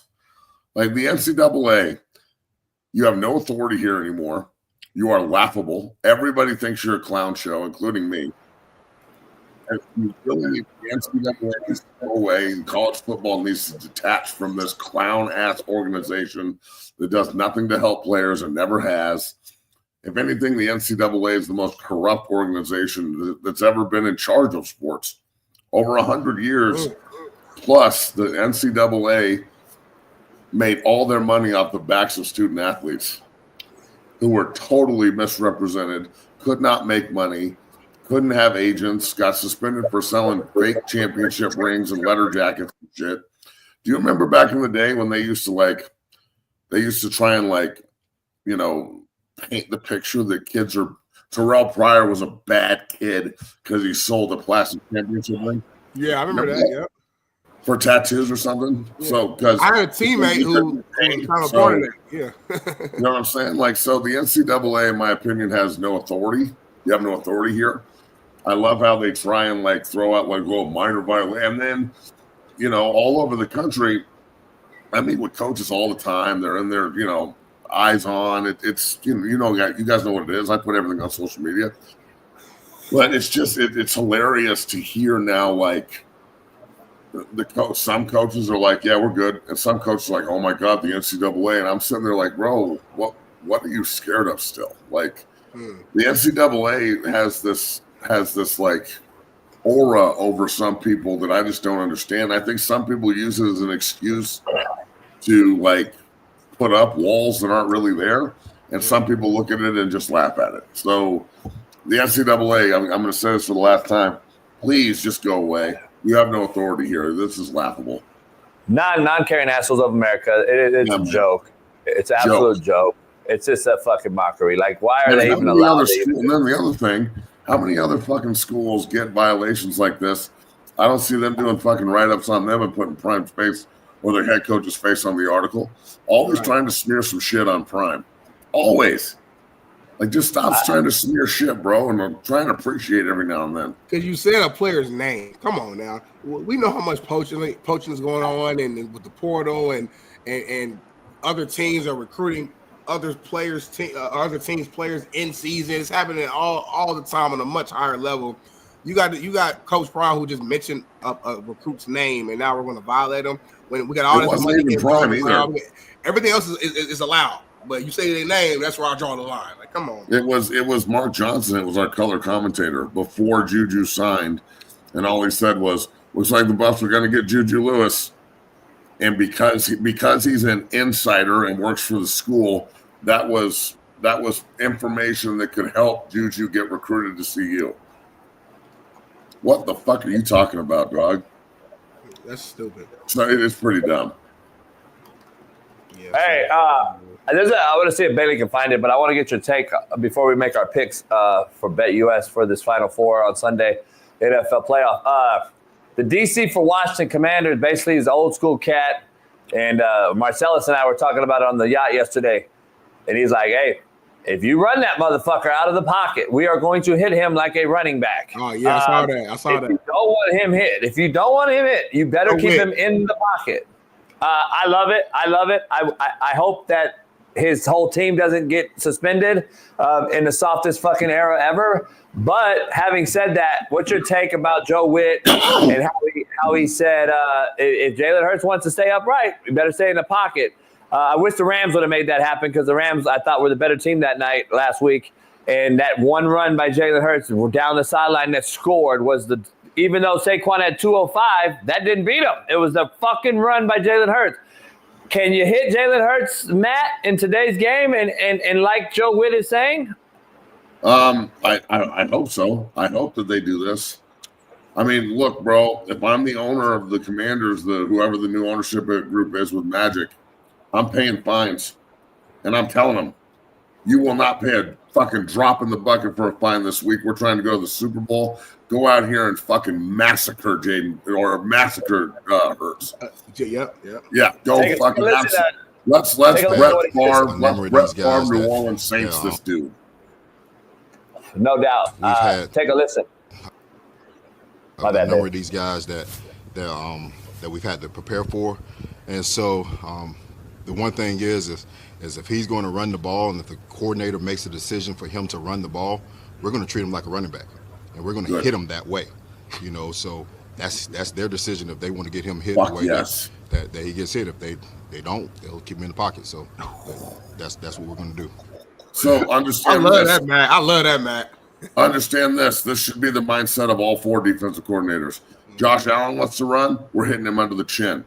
Patrick Mahomes wants to go out there and dance like Jack Sparrow on the fucking sideline. We're taking him out of the game. I'm tired of Patrick Mahomes bullshit. I hit that motherfucker under the chin as hard as you can and drive him into the ground. I don't care if you start a brawl. This is for the Super Bowl. He's going to tiptoe on the fucking sideline like Jack Sparrow out there like, oh, you're not going to get me. Ha! Right in the fucking chin. Jaden Daniels is going to be subject to this too. Keep that in mind. He's extremely fucking agile and can really move, even better than Hurts. Yeah. So if you're going to do it to Hurts, they're going to do it to Jaden. All 4 quarterbacks are subject to the same treatment this weekend. And honestly, if the NFL wants to change this course where the quarterbacks are treated like absolute divas and they can manipulate the game with the calls that are being made, the stuff on Mahomes last week was egregious. And I'm not saying it was bad, but like the calls were terrible. The Houston Texans players hit each other. They didn't even touch Mahomes 15 yards. The fucking personal foul, roughing the passer for 15 yards. Like, Pat has got to be blind if he doesn't think that they're 100% catering to him. That one NFL referee group is – the Chiefs are undefeated when they have them. So – I just all 4 quarterbacks need to be subject to this weekend. If you want to stop this, you know, the quarterbacks run like when Mahomes ran over old boy on the goal line in the San Francisco game. I don't know if that's the safety holding back because he doesn't want to get fined, or if Mahomes is that guy. You know what I'm saying? Like, it's hard to know. I really think that the defenders and the defensive coordinators, if you're willing to take on the wrath of he's dirty. Remember the Houston kid that got suspended for Trevor Lawrence because Trevor Lawrence decided to slide late and got knocked out? That's not the defender's fault, bro. I want my guys playing hard. Like, I'm not going to yell at him for knocking out Trevor if he slides super late. Yeah. So if you want this part of the game eradicated from the game, it's not back off. It's be more aggressive. Go start dictating. I don't care about the penalties. If Patrick Mahomes can't play the rest of the game because he tiptoes the sideline and gets knocked the fuck out like he did at San Francisco or he tried to do with Houston, and now everybody sees it and they know, like the coordinator saying, if you don't run through his face, I'm going to take you out of the game and you won't play anymore. Fuck, you're fine. If you let Josh Allen run on you and he can just run and he has nobody's going to pop him, Jaden Daniels the same way, and Jaden Hurts, if they're going to say that they're going to go out and hit him like this and they don't, man, I mean, it's open season for quarterbacks. I just run them every play. Run and slide, run and slide. You're going to get an extra 15 yards on every single drive because defenders want to tackle you. So if you're a quarterback, you shouldn't be able to initiate any offensive, like, running style when you run.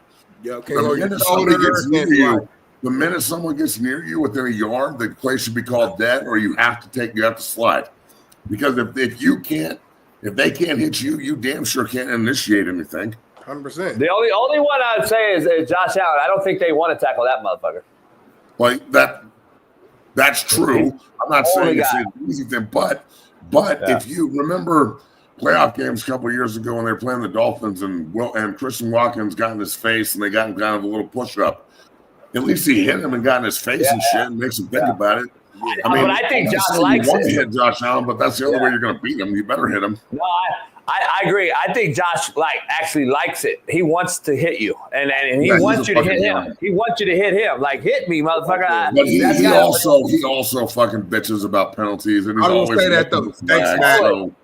Yeah, like if he gets pushed a little late, he immediately looks at the ref and throws. They all do that now. They all do that. Every fucking quarterback is turned into LeBron. Like, they're all a bunch of floppers, and everybody's like, it used to be, but JB, it used to be a tough guy position. It used to be like get hit in the fucking face and stand up and still deliver and still go out and fucking put it in the zone and let you know about it. Now it's a flopper position. You touch me and I'm going to fall over. No, I agree. But isn't that like monkey see, monkey do mentality? Yeah. That's what they're doing now. He has to do it. He has to do it, right? He has to keep up with the Joneses. That's what it is. Because everything else. Back in the day, they weren't protected the same, and now you have to do it. Yes. Yeah, it's a huge advantage for you. It's like if you know that doing this will lead to you getting a call that will help your team win.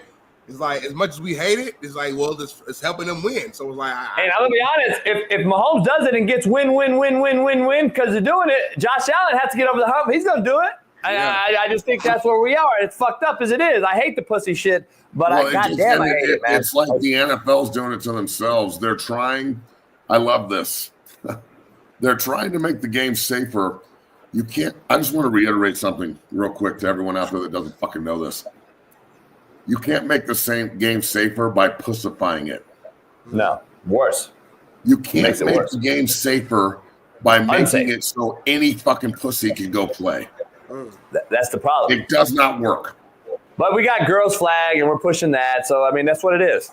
Hey man, at least now men can't play women's sports anymore. Congratulations to everybody out in the world on that victory. Glad we got our normalcy back. That's just normal shit. It's normal shit, exactly. A dude with boobs can't play women's sports. Keep that in mind. There are no chicks with dicks. Remember that. Two genders. Hey, Matt, real quick, let me get your take on the Jets hiring Aaron Glenn and now keeping another Aaron, trying to keep another Aaron there and Aaron Rodgers. Can Aaron keep Aaron intact or does Aaron leave Aaron? What about the other Aaron?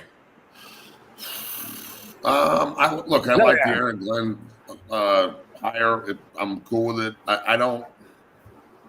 I'm so burned out on the Jets. I'm like fatigued by them at being an ex-Jet and like really thinking that the last 2 years would try and would change things. And it just, if that doesn't work and the Brett Favre thing didn't work and the fucking God knows how many top 5 quarterbacks they've drafted, just off the top of my head, Sanchez, Darnold, and the Mormon Mountain MILF Hunter, Manhattan MILF Hunter. He's everywhere. He's all over America MILF hunting. None of them work. Nothing ever works out. Le'Veon Bell didn't work out. Fucking Sauce Gardner, good player for 2 years. We'll see what happens with him. I think they've got good players. They have a nice facility. I like Aaron Glenn as a coach, but they're the Jets, bro, and they're just a shit show, and they've always been like this. And I don't have any like sovereignty in the fact that they're like going to get better. We're going to get better and it's going to kick ass. No, I think they're going to suck. If I'm Aaron Rodgers, I want to get the fuck out of there immediately and try and go somewhere where I actually can win for a year, rather than just sit there and just take the beatings in New York, both from the media and the fact that my offensive line can't stop anybody. So all of it comes back to Woody Johnson. I mean, Woody Johnson, in my opinion, he's the kind of guy that fucking parks his helicopter in the middle of the practice field during practice. He did it multiple times when we were there. Like, he would fly in on his helicopter and he would have to leave the practice field so they could fucking park the helicopter so he could walk in, and then the helicopter would take off and he'd go back to practice and shit. It was fucking weird.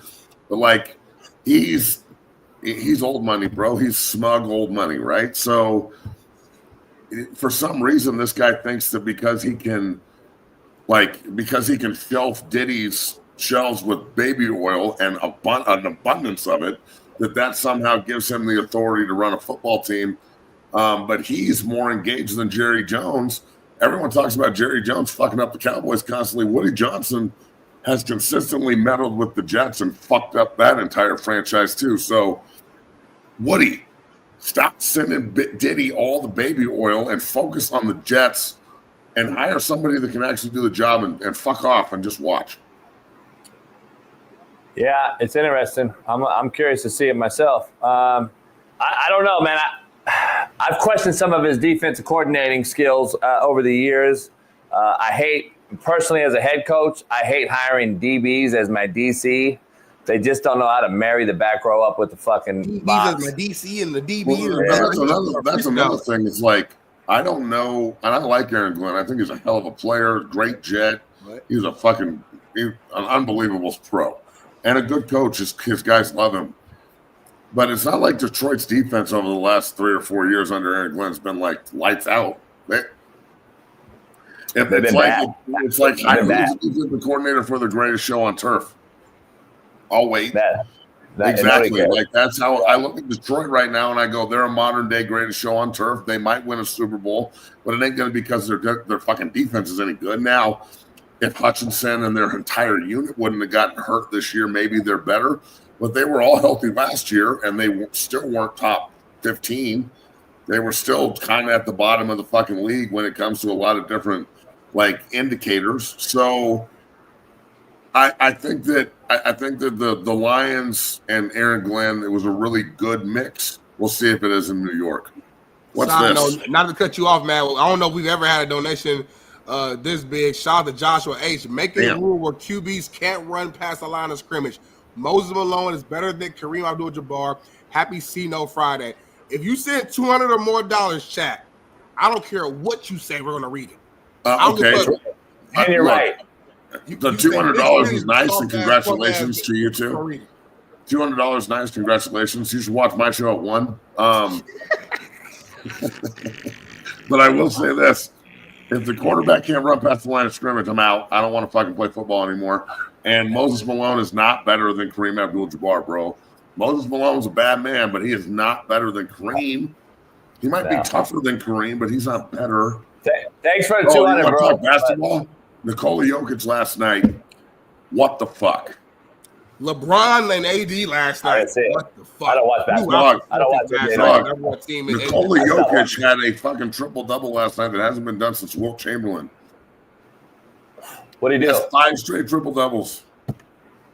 He's the best player in basketball. It's not even close. Fuck the Lakers. And shout out to Russell Westbrook. He's been a huge addition. Baller. He looks amazing with y'all. Why don't you watch out for the Nugs, dog? The Nugs are about to catch fire. They've won 12 of 15. They're playing really good. They're healthy. Jamal Murray looks like he took the stick out of his ass. That fucking guy pisses me off so bad, dog. I want to fucking punch the TV when I watch him play. But neither here nor there. Back to football. JB, if 30 people sends us the $200 today, I'm going to jump in that water. If 30 people send us $200, I'm jumping in the water. How much money is that? I don't know. 30 times 200? Yeah, what's that? How much 3 times 2 is 6. So 30 times 200, add the 0. It's $6,000. Yeah. $6 grand. That won't even pay my mortgage on this show. But we get that just off of what you mean? Won't even pay the mortgage. To the monthly, add that to the BUS, but that's a good little chunk of change. Won't even pay my mortgage. So anyway, man, $6,000 won't pay your mortgage? God damn. His mortgage lower than my rent, contrary to believe. Now I'll say this: with my mortgage and paying for my ex's house, that'll cover both of them. Pay for your whose house? My ex's house. I want to move on to another topic that I want to get Matt's opinion on. So one of your favorite all-time coaches, Matt, Josh McDaniels, got rehired as offensive coordinator for New England Patriots. I just want to kind of get your take on just McDaniels being as the new OC again for New England Patriots. Kind of see what your thoughts are on that. Josh McDaniels is a bitch. I hate him. I think he's a terrible fucking coach. From a personality standpoint, I hate him. I hate him. I fucking hate him. I hated him when I played for him. I like the fact that he's equal opportunity, but I don't know anybody that likes him. I don't know anybody that other than Vrabel. But look, McDaniels, his personality's awful. He doesn't get along with the players very well. He's a real asshole. He tries to be baby Belichick, and now he's back in New England. I don't know what kind of blackmail he's got, but without Tom Brady, Josh McDaniels is just some fucking guy who played high school quarterback who's got an inflated ego. With Tom Brady, every offensive coordinator looks like the best offensive coordinator ever, including Bill O'Brien, Matt Patricia. It doesn't fucking matter. So, do I think he can come in there and run what Vrabel wants? Yes, I do. Do I think that Vrabel hired somebody that he can control and talk to however he wants, and somebody that knows each other and they have a relationship, but he knows that he has ultimate authority over him? Yes, I do. So I think McDaniels is one of the worst head coaches I ever played for. Just an absolute turd when it comes to how to treat players, the relationship part of this shit. I wouldn't piss on him if he was on fire personally, but we'll see how it goes from an offensive coordinator perspective. He was there with Mac Jones on his first year, right? And Mac made the Pro Bowl and they made the playoffs. So we'll see what he can do with Drake May. But if I'm Drake May, prepare yourself, Drake, to never do anything right and to always have this little shit, like talking shit like you're a bum constantly. And he does it to everybody. And I don't have a problem with being corrected. I have a problem with constantly being criticized even when you're doing it right. Let me ask you something before I tell you that I'm a new Raiders fan. Let me ask you something. Why did they hire Pete? Yes. They did? That's what a buddy of mine just texted me they did. I don't know if it's official, but a buddy said it's a done deal. Let me ask you. He's there. Let me ask you this. Let me ask you this real quick. All that being said about Josh, is he, though, at least in fairness, as a play caller, is he the best fit for New England with his history and everything under a Vrabel-led system? Yeah. But I agree. But I look, that's because of the relationship between the player and the coach. I think that there's 100 other guys that could do the job, but McDaniels got the job because Vrabel can control him and do what he can do whatever he like. You're not going to get any pushback from Josh McDaniels. He just wants the job. You know what I'm saying? Like yes, sir. I'll do whatever you say, sir. Do you need your nuts fucking fluffed before practice, sir? Thank you. Let's have a good day. Like I'm just if I'm Mike Vrabel, that's probably the guy I would hire because I know what he's going to do and I know the way that he's going to call plays, and that's the way they want to play. They want to run the ball first. So we'll see what happens with it. But personally, you guys know I hate McDaniels. So what's going on? Yeah, what's wrong? News, JB just said it, but the Raiders have hired Pete Carroll as their next head coach, 3-year deal, 4-year team option. Huge news. My guy was right. My guy was right. This is big news right here. Oh, I like it. I like it. I love it. I like it.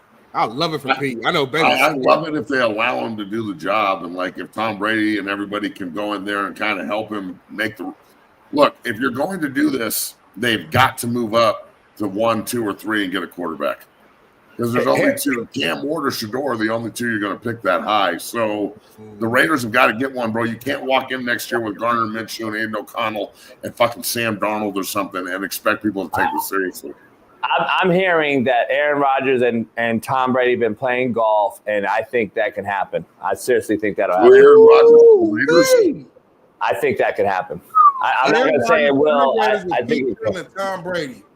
I think it can happen. So what is Devontae going to go back to the Raiders with Aaron? Nah, I think you got to cut bait with that. I think you got to cut bait with that. I think you got to get a couple young ones. I mean, if they're too good together not to make it work. Look. Here's what I think will happen.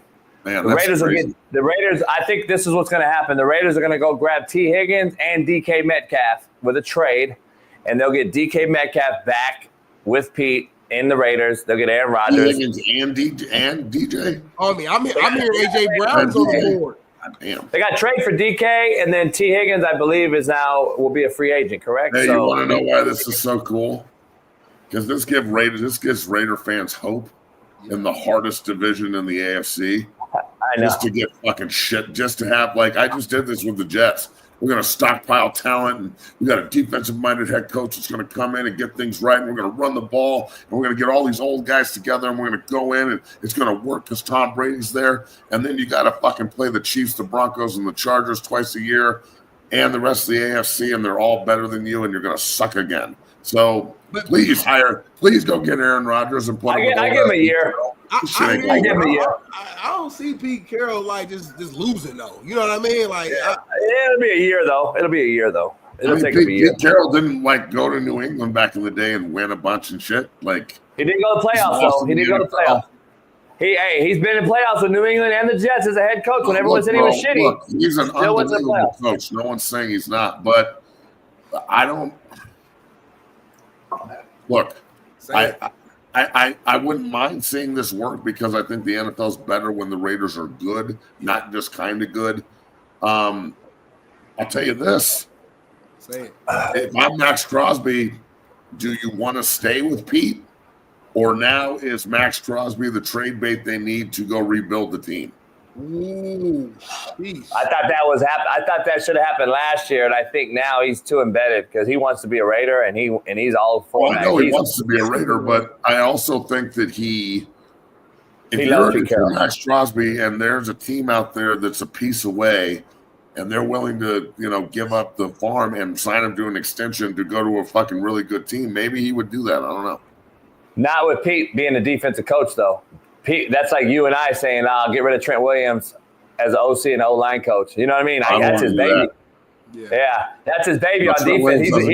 Trent Williams can have waffles at the house. I think Pete figures it out. He's going to build around him, right? Yeah, Pete will figure it out in free agency. He's a great GM as well. He built that fucking Legion of Boom. Let's be honest. I think he knows how to do it. He's an unbelievable developer. He's got great eyes. He knows what works.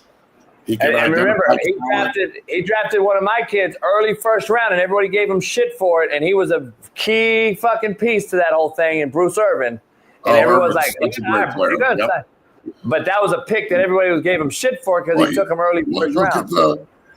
Look at the Wooten kid he drafted in the 4th round that was first team All-Pro, and big, tall, long Bobby kid. Wagner and all these other cats that he brought in that. The Michael Bennett, he was a great player, but before he got to Seattle, nobody even knew who he was. So, look, Pete, I hope this works, but it is the Raiders. It's like I hope the Jets things work with Aaron Glenn, but it's the Jets. Like some of these fucking franchises are just an absolute shit show when it comes behind the curtain, and the Raiders are one of them. Like I know the facility's nice. And the uniforms are cool, but the Raiders, they got to win if they start winning in Vegas to get that fan on their side. Because right now it looks like the Raiders should have fucking moved to LA, and the Chargers should have been the gimmick ass team in Vegas that everybody just goes see the other team like they do in LA. Jamie, can you make a promise that you and I will go to at least one? Jamie, can you make a promise that you and I will go to at least one Raiders game in Vegas next season? Now you make a promise.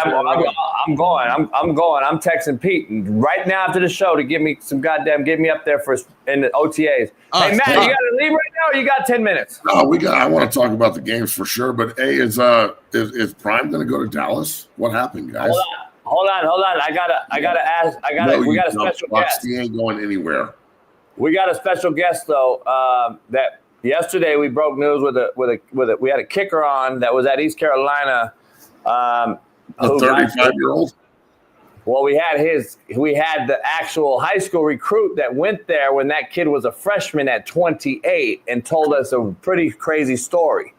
Well, we have another story from a similar situation.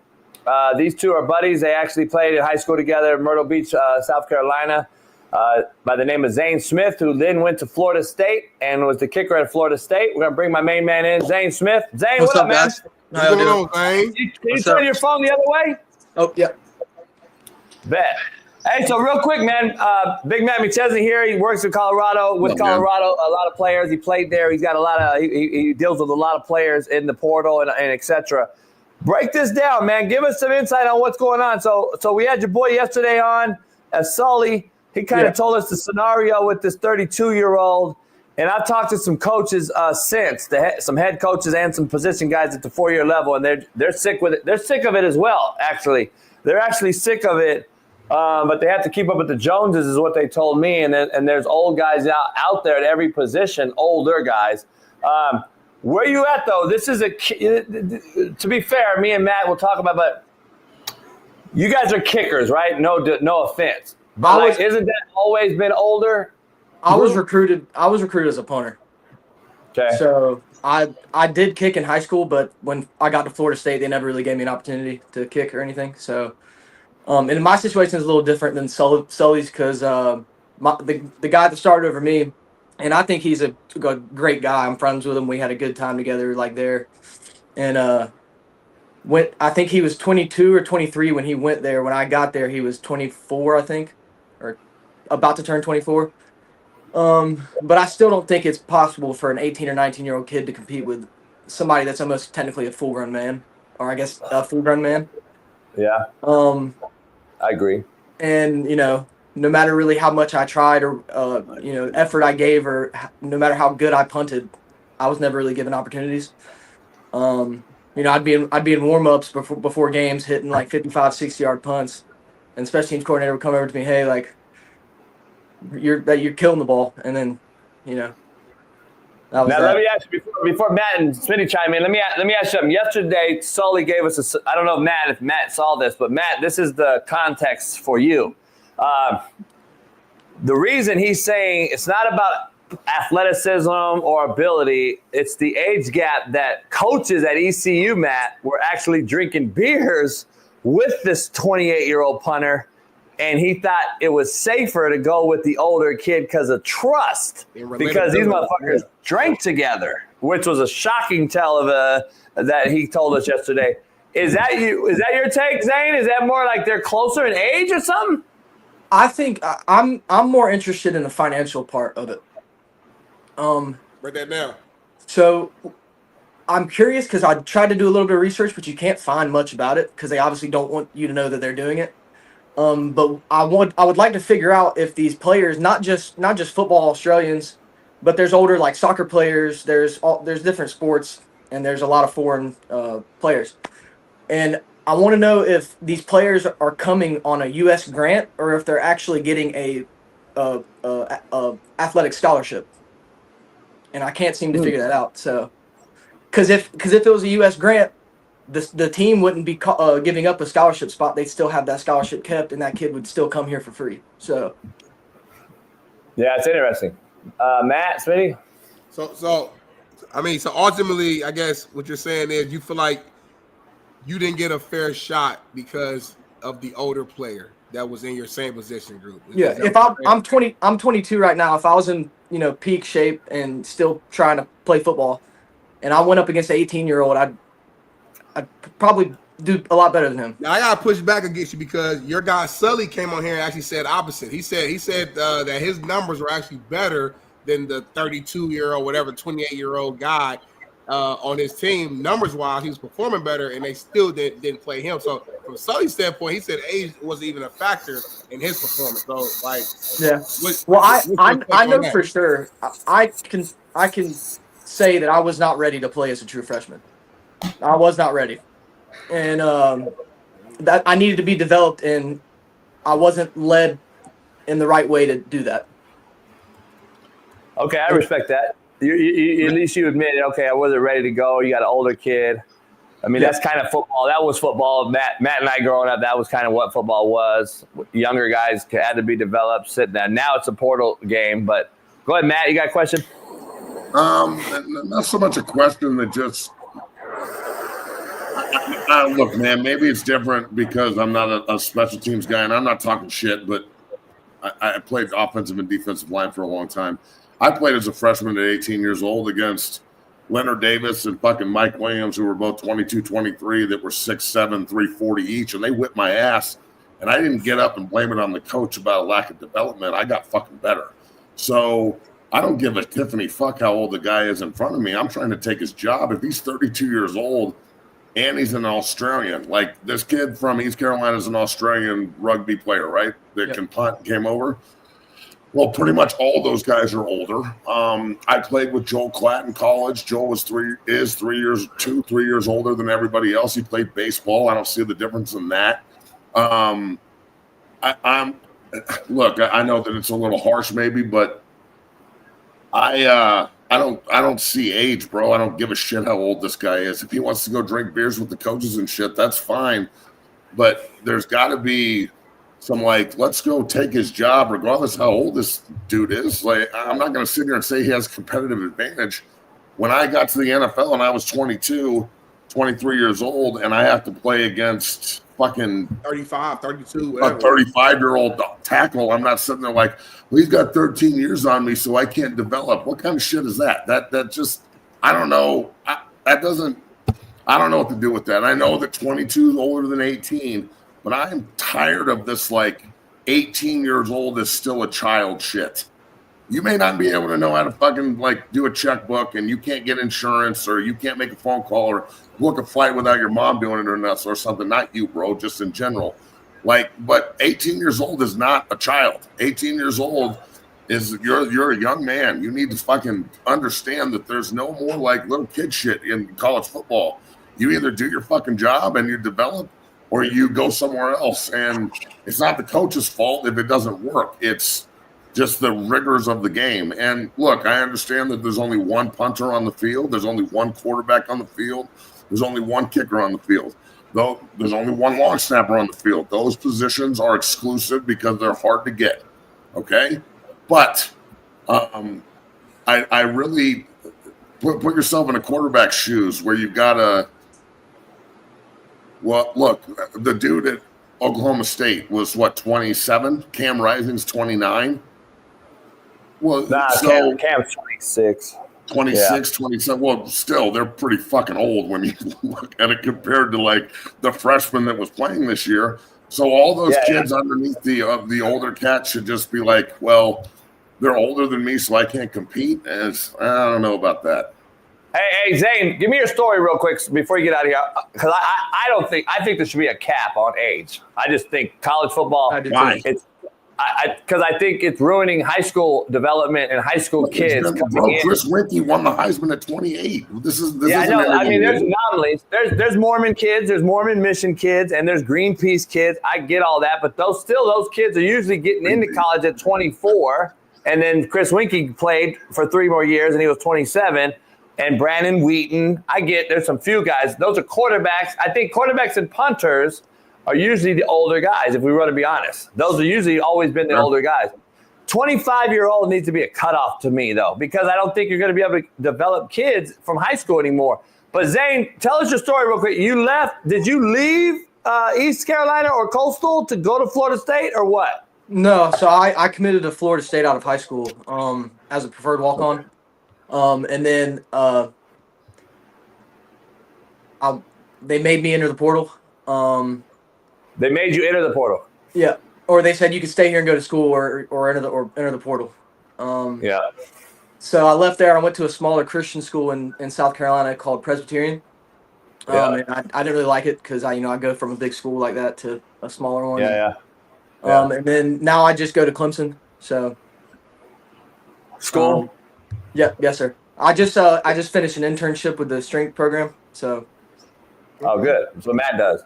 Congrats on that. Well, look up Matt. We'll try to look you up, man, and try to do it. Hey, we wanted to hear your story because we've heard 2 stories in a row. We wanted to get a contrast on what's going on, that the 32-year-old cat, and then your story. So we just wanted to get you on, man, and discuss it. But man, we appreciate it, man. Hopefully everything works out at Clemson. Get that damn degree, and hopefully you move on. Appreciate it. All right, brother Zane. Appreciate you. Matt, real quick, I'm glad you stayed on. I want to get to a couple things real quick. Kickers. I want to get a couple things real quick. Can we get back to coaching real quick? Pete Carroll to the Raiders. Great hire. I think it's the best hire out there. But let's talk about the Cowboys. And Dion, you brought it up. I got to be real blatant honest here. Brian fucking Schottenheimer, if you hire him, Jerry Jones, I'm going to be straight honest with you. Number 1, he's not a very good coach. Number 2, there's no sex appeal to this hire whatsoever. And if you go out and if you really got rid of McCarthy for this, I'm going to be honest, dog. This is a fucking mockery. The Dallas Cowboys would be a bad. I don't know what Jerry Jones would go from here, and I don't see the hire, Matt. I do not see anything in that. Why? How? I don't see shit on this hire. Do you? I can't believe it. I can't. Look, Shotty was the OC in New York when I was there. He's a nice enough guy. If his name was Brian Williams, we wouldn't be having this conversation. He would just be a quarterback coach and an OC somewhere at a high school probably. And that's cool. but his name's Schottenheimer. So, his daddy was a great coach, and I don't understand what they're doing here. Why would you get rid of McCarthy and building 3 12-win seasons? I know they had a down year, but they were hurt, and come back next year and see what you got. Why? What are you doing? And then this is even worse because of all the goddamn Prime bullshit and all a month and a half of everyone saying Coach Prime's going to Dallas. I mean, look, I know I brought it up in fucking May of last year or April or something of last year as a hypothetical, but at the same time, I've been hammering everyone for months saying this wasn't going to happen and it's all pipe dream, and it's not happening. I know I've met with the guy fucking twice now in the last 2 weeks. You're going from the possibility of that, which would be incredible for the Dallas Cowboys, to fucking Brian Schottenheimer. For real? That Pete Carroll is not on this. You're not doing everything to get Belichick. You're not trying to upgrade off McCarthy. You're somebody that's I'm sorry, but everybody on the team has got to be sitting there what are we doing? It's just if you're next in line around here, you're just the head coach. And this is kind of an important position, bro. What I don't know. Jerry Jones is really, really, falling into the Al Davis part of his career right now, where it's just you're just waiting for him to either retire or croak so you can move forward and try and make some rational decisions. He did a hell of a job acting on Landman, though. If you guys haven't watched Landman, go watch it. Billy Bob. Jerry Jones is on Landman? Yeah, it's fucking legit, too. I was like, holy shit, maybe you should act and get rid of fucking the Cowboys. Let me ask you something, Matt. I got to ask you, you know what I would have did? This is JB speaking. This is what I would have did. I would have took every possible opportunity in the world that I could, whether it was trade up, as we've seen, John Gruden get traded for before and other shit. I would have tried to get Mike Tomlin as much as I could. I agree, but I think he's blackballed Johnny, he'll get a job in a year, bro. What he's doing on Barstool's got everybody laughing at him, and he's back in the public eye, and he's too fucking young and good of a coach to sit on the sideline. I agree.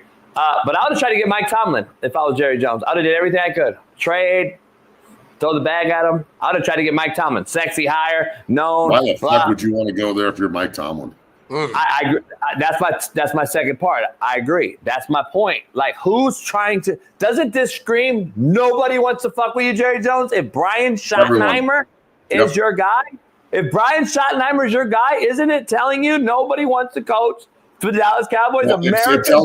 This entire coaching cycle right now, and the inability of some of these places to fill their head coaching job in the National Football League tells me that there's a shortage of good young coaches too. Look at this. Let's be real. There's teams that can't fucking hire someone. I'm sorry, but I feel like there's a real drought of quality coaches in the National Football League that are leaders instead of guys that are just brother-in-law hires. What do I know? So many of the hires in the NFL are because I know this guy from this staff, and I'm just going to go work for him over here because we're friends. It's not if you're a good coach or not. That doesn't breed competitiveness. That doesn't breed somebody wanting the head job somewhere. So you're telling me the Saints can't find a head coach? The Cowboys are going to hire Schottenheimer. The Raiders are recycling Pete Carroll. If I'm the Saints, fuck it. Let's go get John Gruden or somebody that actually knows what they're doing. You know what I'm saying? It's just – I agree. I can't believe the Cowboys are going this route. It's mind-boggling. I want to go through this real quick. I want to go through this list with you real quick. Last night, while I was on the boat with Marcellus, a lot of things were unfolding with this Liam Cohen guy, the OC for the Bucs. Apparently, he told the Bucs, and Marcellus was into it as well, looking into it as well, knowing people that he does. And he's like, apparently, he shut the Bucs off, social media-wise, telephone-wise, wouldn't respond to the Bucs. Told the Bucs that I'm going to be your OC. I want this dollar amount. Make me the highest paid OC in football. And then goes dormant. And then tells the Jags, I'm going to stay in the Tampa. Then goes quiet again. And then all of a sudden accepts the Jag job.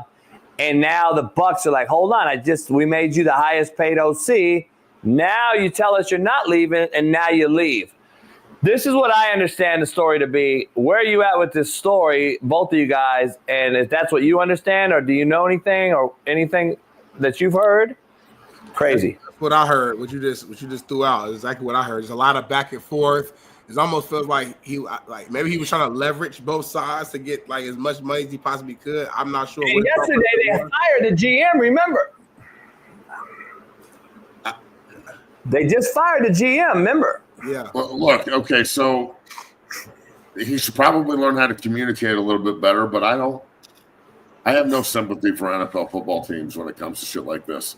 The way that they do players and the way that they just like coaches do business in general, I don't give a again. The Jacksonville, I'm sure that Cohen's a good offensive coordinator. He seems to be good with Baker Mayfield. I don't know. They've won a shitty division four times in a row. Good job. I look at this and go, is he really better than Peterson? No. Like, why get rid of Doug just because you had a bad year? Doug's a Super Bowl winning head coach for this guy. I'm sorry, but this is what I'm talking about, bro. Like, there's good. Just because your coach has a down year doesn't mean you need to appease the stupid fucking fan base and just fire everyone. Like, if you fire everyone all the time, you can't build anything. And the NFL is about building. And there's a lot of really bad teams in the National Football League that operate off fans' opinions. Here's what I see, Matt and Smitty. I see a bunch of cats throwing shit at the wall, seeing if it sticks as owners because of the corporate media sponsorships, the corporate media breathing down their neck that I need to sell these tickets. And I need this. Is your money's coming from me, not your fans that sit in the stands, because we're buying half the stadiums up anyway on game day. So you need to adhere to what we're saying. And I think they want to see shit thrown at the wall to see if it sticks, rather than, and this is what I mean, hear me out, rather than go with a guy that has won a Super Bowl in Doug Peterson. Let's say I thought Doug Peterson was a good fit for the Raiders, maybe Saints. Then I'm talking Mike McCarthy. Okay, you got another Super Bowl champ out here you just got rid of, who apparently was not fired, but mutual, I don't know. But now you have a guy like him out there, but you rather go with this guy. You rather go with these other type of guys who've never been a head coach. And this is what Smitty and I were debating yesterday. Stop it, man. Like, let's go with what we know. We're throwing shit to see if it sticks with coordinators, and they're fired in a year or two. Antonio Pierce is. And now we got Aaron Glenn, who's, no offense, I like Aaron, but is he really ready and better than Robert Saleh, who you just did this thing with a DC, and who has been around a lot longer than Aaron Glenn? So I'm trying to figure out, Aaron Glenn just is the same. He deleted the same shit in New York with the Jets, in my opinion. And now Robert Saleh's sitting out there. By the way, when he got fired, the Jets were a lot worse off than they were when he was there. And then now Robert Saleh is apparently going to go be the DC again in Frisco, where he was known for. And I don't know, man. Where his best friend fucking coaches. Let's be real. Like, he's going to go work for his buddy again. That's all NFL coaching is now. It's, where's my friend? Oh, I'm going to go work for my friend. Not, let's hire the best guy humanly possible for this job. It's like the Rooney Rule. That seems to be working really well. Good job, NFL. But at the same time, it shouldn't be that in any case, shape, or form. It should just be the best man for the fucking job. We shouldn't need to fucking mandate who gets fucking interviewed anymore. Like, this is ridiculous. So it is. And just even in the comments I saw, no black guys in this cycle. I understand the Rooney Rule is there for a reason, and there's a lot of white owners, all of them, other than Khan. But at the same time, I'm past all this shit. I just want the best dude for the job. I don't give a fuck if he's fucking clear skinned. I don't give a shit. See through. You know what I'm saying? What the fuck, man? He's see through. I don't give a fuck. Just can he coach football? We talk about at some point it's got to revert back to just the best guy for the fucking job, bro. Yeah. And here's the thing. I'm gonna go back before you get out of it. I'm going back to Ryan Clark. Ryan Clark, who race baits as is normal. That's what he does. He does. I remember, and Marcellus and I were talking about this last night. No one wants to bring up, and I brought it up on my show 3 years ago. I think with you, Matt, when we first started to kind of getting after this show and this YouTube stuff. Ryan Clark was the first one to go out and bitch about the lack of head black coaches, but then was out there. And I talked to Anthony Lynn personally at the Chargers practice one day. And he's like, you believe this motherfucker really advocating for me to be fired when he goes out and says we got lack of black coaches, and then he goes on ESPN and says Anthony Lynn needs to be fired. Like, what the fuck? And Anthony, by the way, Anthony Lynn never had a losing season in San Diego or with the Chargers. And now he gets thrown back in the cycle, right? He's been a head coach, but now he won't be again because we just throw shit at the wall and grab his coordinators and young, flashy. He did a good job with Baker Mayfield. He did a good job with, by the way, the last two coordinators who did what? Got head jobs because they did a good job with Baker Mayfield. And they're young. I hate the shit. We need old school coaches. I don't give a fuck what people think. That's what wins games still. And it's still proven to be. Look at Dan Quinn. He ain't fucking flashy and fucking around. He's an old school, dip in the mouth, MCDCs. We need those guys. Andy fucking Reid, McDermott. I don't know, but I don't see four young fucking idiots in this thing right now in the Final Four. I mean, I'd say Flores needs to be a head coach. That guy's a great coach. Sure. But again, the Saints is a job that's open, but they're negative $50 million in the cap. Like that's a shit show that Sean Payton left them down there. They're still not over.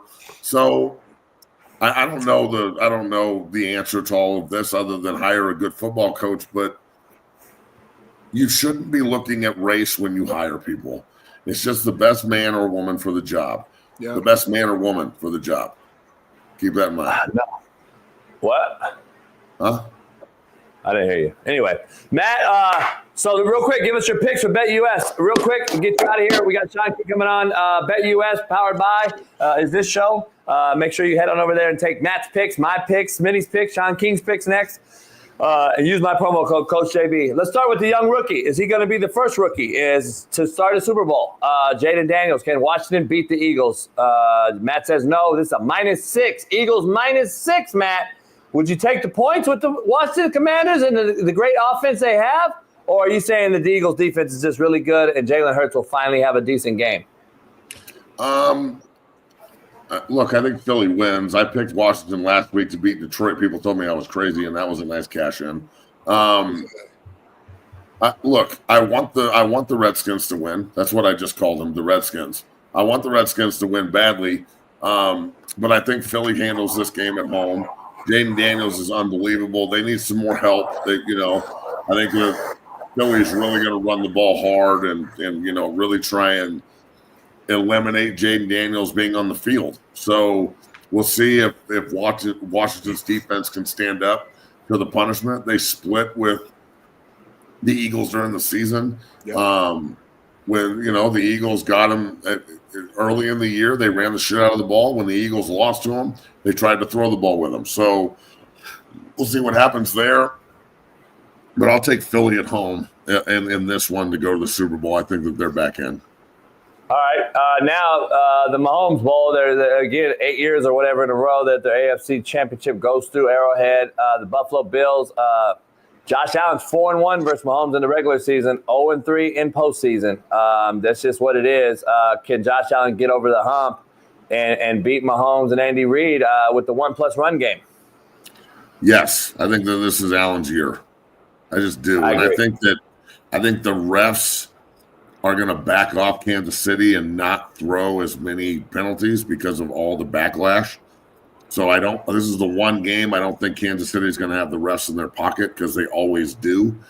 But the backlash has been so bad, I don't know if you can do it again. Like, it's been done so much this year and it was done so egregiously last week. I don't know if you can do it again in the AFC title game where people are going to start really questioning what they're watching more so than they already are. And I'm doing it. I'm sitting here like, why the fuck do I even want to watch this? It's predetermined. I know Kansas City is going to win. Everybody does because the fucking refs are going to set them up for success. Both of those stupid-ass penalties last week led to touchdowns. So, and I understand it's the ebb and flow of the game. And if you're a Chiefs fan, you can just be like, oh, well, that's just the way it goes. But it's not the way it goes for everybody else. So I think Buffalo just has it this year. I think Allen is going to go off. They're going to pull all the rabbits out of the hat. If he has to run the ball, 30 times in this game to win. I think that they will. I agree. And then you got Buffalo and Philly for the title in New Orleans, and let's fucking go. Let's see what it is. Somebody's getting their first ring. So either Hurts is going to get a ring with Barkley, or Josh Allen finally wins one in Buffalo, and Buffalo, New York goes batshit fucking nuts. Every table available, Matt. That happens. Man, I'm really, really, really hoping that Buffalo wins it. So yeah, every table in Buffalo, New York is subject to getting jumped through. As a matter of fact, if you sell tables in Buffalo and Buffalo's in Super Bowl, you should upcharge every fucking. Oh, dog! I might just go there and I might go buy a bunch of tables and just drive to Buffalo and be like, tables for sale. 0 to 60 tables. Fuck it. Just put a logo in the middle and just sell them. Fuck it. Right, man, this is a jumping table. Your show's on today, you and Bailey. Make sure you head on over there to watch Big Matt and Bailey on 0 to 60 Pod today, right after later on, 1 o'clock Central, 12 noon? Yep. 1 o'clock Mountain. 1 o'clock Mountain. So go check it out. And Matt, we'll see you on Monday after this Sunday's games, and we'll talk about the Super Bowl. I'll be there, man. Go Bills and go Redskins, but I think the Eagles win. All right. We'll see you. See you on Monday. You need a break or what? No, I'll go straight to it. I'm just hungry. I didn't eat no dinner last night. I'm starving. I don't care. I don't care for anyone else to know that either. I'm going to get a breakfast burrito. As soon as the show ends, I'm going to breakfast burrito. Before I go to work. Don't show everybody. Loaded lineup, loaded show today. We had a soft kicker on. I like yesterday's kicker. I don't know who. I think we got to start vetting out guests before we bring them on, because respectfully, great kid. I wish him well. But we bring guests on this show. It need to be guests who are going to bring something to the table. A unique story, humor, personality, talk shit. That was a waste of everybody's time, respectfully. Bailey booked them. So let's get into our next guest. We got Shaun. Fact or cat, Bailey. Fact or cat. Fact or cat. Nope. Fact or cat. I'm not moving on. Fact. It's fact. He's fucked. He knows it too. It is fact that I booked him, but is it who wanted me to book him? That's the thing. He's so smart. You'd be a good lawyer, man. Hey, you got to have plausible deniability. Understand what that means in real life. I had plausible deniability yesterday with the boating accident. Ruben undid the fucking thing. I'm the captain, though, so I saved the day. The captain, I saved the day as the captain, but Ruben fucked me. So anyway, let's get into our main man. Everyone knows who he is. Intro him right.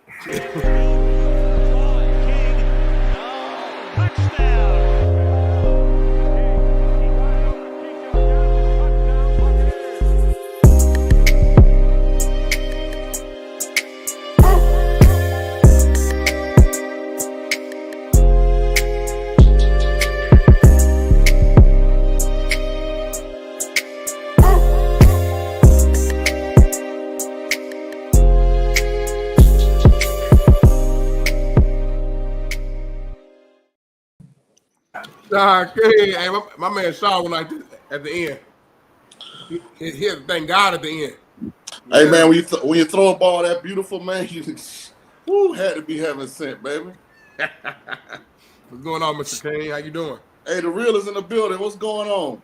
Man, happy to see you here on this beautiful Friday, my brother. We had a boating accident yesterday with your boy Marcellus Wiley. Don't know if you heard about it or saw it, but my boy Spree went into the water on his own. Not my fault at all. Smitty's worst nightmare. Accident. Just because it's a boating accident, we don't call it a boating purpose. Oh.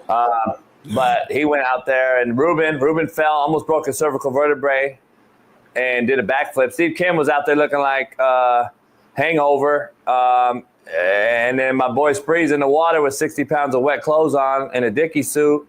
Hey, buddy, look like he's getting a little fatigued while y'all laughing. Y'all better go get him some help before he disappears. Well, Marcellus is filming this, by the way. Marcellus is filming it and talking shit about Spree saved his cell phone and lighter and then said fuck everything else. So it was a nice day out on the yacht. Shaun, 80 degrees, Shaun.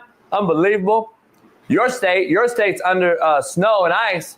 My state's 80 degrees, so I don't ever want to hear anything about comparing weather again with the two states. California is clearly the best state. We already know that. Well, considering that y'all were on fire for the last 2 weeks, God decided to bless y'all with a nice day. But it wasn't natural fire. It was slapdicks out here lighting stuff on fire. So that's uncontrollable. Still on fire. We got new fires, and now Weddle's house is in danger. Fucking crazy, bro. It's people snowed in Louisiana. I don't know what the hell going on with this weather, man. I don't know, man. It's freezing in Vegas. Stay prayed up, Shaun. That's all I'm gonna say. Stay prayed up, brother. That's Let me ask you this. Always. What's going on with your boy Liam Cohen, though? Bucs offensive coordinator takes the Jaguars head coaching job. A lot of back and forth the last 24 hours. He agreed to stay in Tampa on the deal that make him the highest paid offensive coordinator in the game, and then goes silent, flips back. Now he's supposed to be in Jacksonville. Give us some insight on your boy Liam. I mean, I know probably much as you know. I don't get involved in stuff like this because, I mean, I feel the Bucs' pain. They lost their offensive coordinator last year to the Carolina Panthers. You find a suitable replacement in Liam Cohen. Now you're going to lose him to the Jacksonville Jaguars after you and him agreed to, I guess, make him the highest paid coordinator in NFL history. But, I mean, you can't be mad at Liam Cohen. I mean, I didn't know who Liam Cohen was till Will Levis was the quarterback in Kentucky. That's the first I heard of Liam Cohen. So to use Will Levis and all the success he's had and parlay that, and I'm being sarcastic, chat, and parlay that into a head NFL coaching job, you can't hate on the man for that. I just get, like, to Matt's point, like, I'm tired of throwing shit at the wall over guys that have done it. Like, I'm tired of seeing it because we're going to fire him again in 2 years. And I'm just like, man, dog, like, there's Doug Peterson out there, Mike McCarthy out there, Pete Carroll was out there. Let's dive right into that. Pete Carroll just got hired right next to you in Vegas. I love it. I'll be in Vegas quite often now to see my main man, Pete, get that thing going. Where you at with the 72-year-old getting a job? I mean, I'm cool with it. I would imagine they'll be looking for a coordinator to groom to become the heir apparent to Pete. It does make sense for where the Raiders are at, a team that's devoid of offensive talent. Pete kind of made his bones in Seattle without having necessarily across the board great offensive talent, playing great defense, kind of winning, the old-fashioned way. So it makes sense to have him in the building. Just to put a period on Jacksonville, I mean, how stupid can you be? I heard Ben Johnson wanted the Jacksonville job, but he didn't want Trent Baalke. And the owner, Shaun Khan, was like, I'm not firing Trent Baalke. Then right after Ben takes the Bears job, I guess Khan decides, well, I guess they ain't playing, so he fires Baalke. Was it their line? So I don't know. They're just throwing stuff against the wall with all these guys. We'll see. I'm sure one of them will be Sean McVay and the other ones will be fired within 2 years. Yeah. Pete, though, at least we know he's not throwing at the wall. He's got a resume to back it at every single level possible. I got to ask you, this is what I've heard, that Tom Brady holds him at the highest regard with Bill Belichick as far as the head coaches that he had to go against and the defenses he had to face. He thought Seattle was always his biggest challenge. You think that had a role in this with Tom Brady having some say over there in the hiring process? Yeah, I'm sure he does. He spent the last couple of years of his career in Tampa. They just hired assistant general manager John Spytek as a GM in Vegas. If that report is true about his relationship with Pete Carroll, it makes sense. Yeah, no doubt. Now there's some jobs. It makes sense that Brady would put people he trusts around him that have been successful because this is a learning process for him as well. Right. And I think the Raiders having like 30 damn free agents is why Pete wanted the job. Because I think that's a way of just saying, hey, I'm a college coach again. I'm gutting the roster in the new NIL era, in the transfer portal era. That's basically what he's doing there. He's got his cornerstone DN pass rusher. He needs wideouts, running backs, and quarterbacks. He has some decent defensive pieces. He has an elite tight end. Yeah, he's got one of the best tight ends in football, which he loves to have. Does he go and get a free agent like an aging Russell Wilson, or is that ship sailed? And does he go get Young in the draft, or does he go get an older Kirk Cousins? I don't see Pete Carroll trying to groom one of these young college kids. I think he goes. I think he goes after an older veteran kid that has some experience in some regard. Now, I don't believe Russell Wilson's it. I think that he's ship sailed, but at the same time, does he go get a Sam Darnold? Does he get a Kirk Cousins? Does he get someone like that? Or do you think he goes young? Well, this is my only point of contention with the hire. The Raiders should understand as an organization, they are in a full rebuild. Like, they need to make every decision like we're trying to be elite in 2.5, 3 years. Not like we're trying to compete to be 500 next year.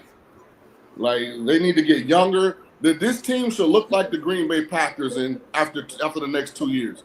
That's what I'm saying. They should have a bunch of young, talented, skilled players surrounded by some core, veteran, elite defensive players with a young quarterback, who's trying to embark on putting an exclamation point on his resume. So I think that's the way to build the Raiders. We'll find out here shortly, I guess. That would be my only point of contention with Pete Carroll. Is he built to not have a winning team until he's 75? How many years away do you think he really is? Like, in a perfect world, like, would it take a year, 2 years for the Raiders? Like, okay, they're back to being like a respectable team. You look at that. See, this is what I always tell people: when you guys evaluate and coaching hires and outlook for an NFL team, you have to start with, can they win their division? Where are they talent-wise in their division? So that's where they got to start. Denver's got a young quarterback they love, a lot of young pieces around him. Of course, the Chiefs are playing in another cap space in Denver. Right, AFC, championship game. Who else? The Chargers. I mean, the Chargers are probably an elite wide receiver away from being really damn dangerous. That and Herbert, showing that he can play in a big game. So the Raiders are at the bottom of the heap at quarterback and at overall talent.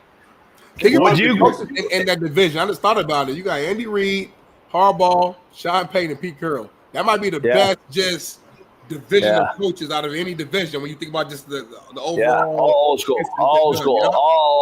old school too, and that's what wins in this league. That's why the Final Four coaches are old school as well in this tournament right now on Sunday. Let me ask you, if I told you that Pete Carroll will go home or go get Aaron Rodgers one time, would you be crazy to say that?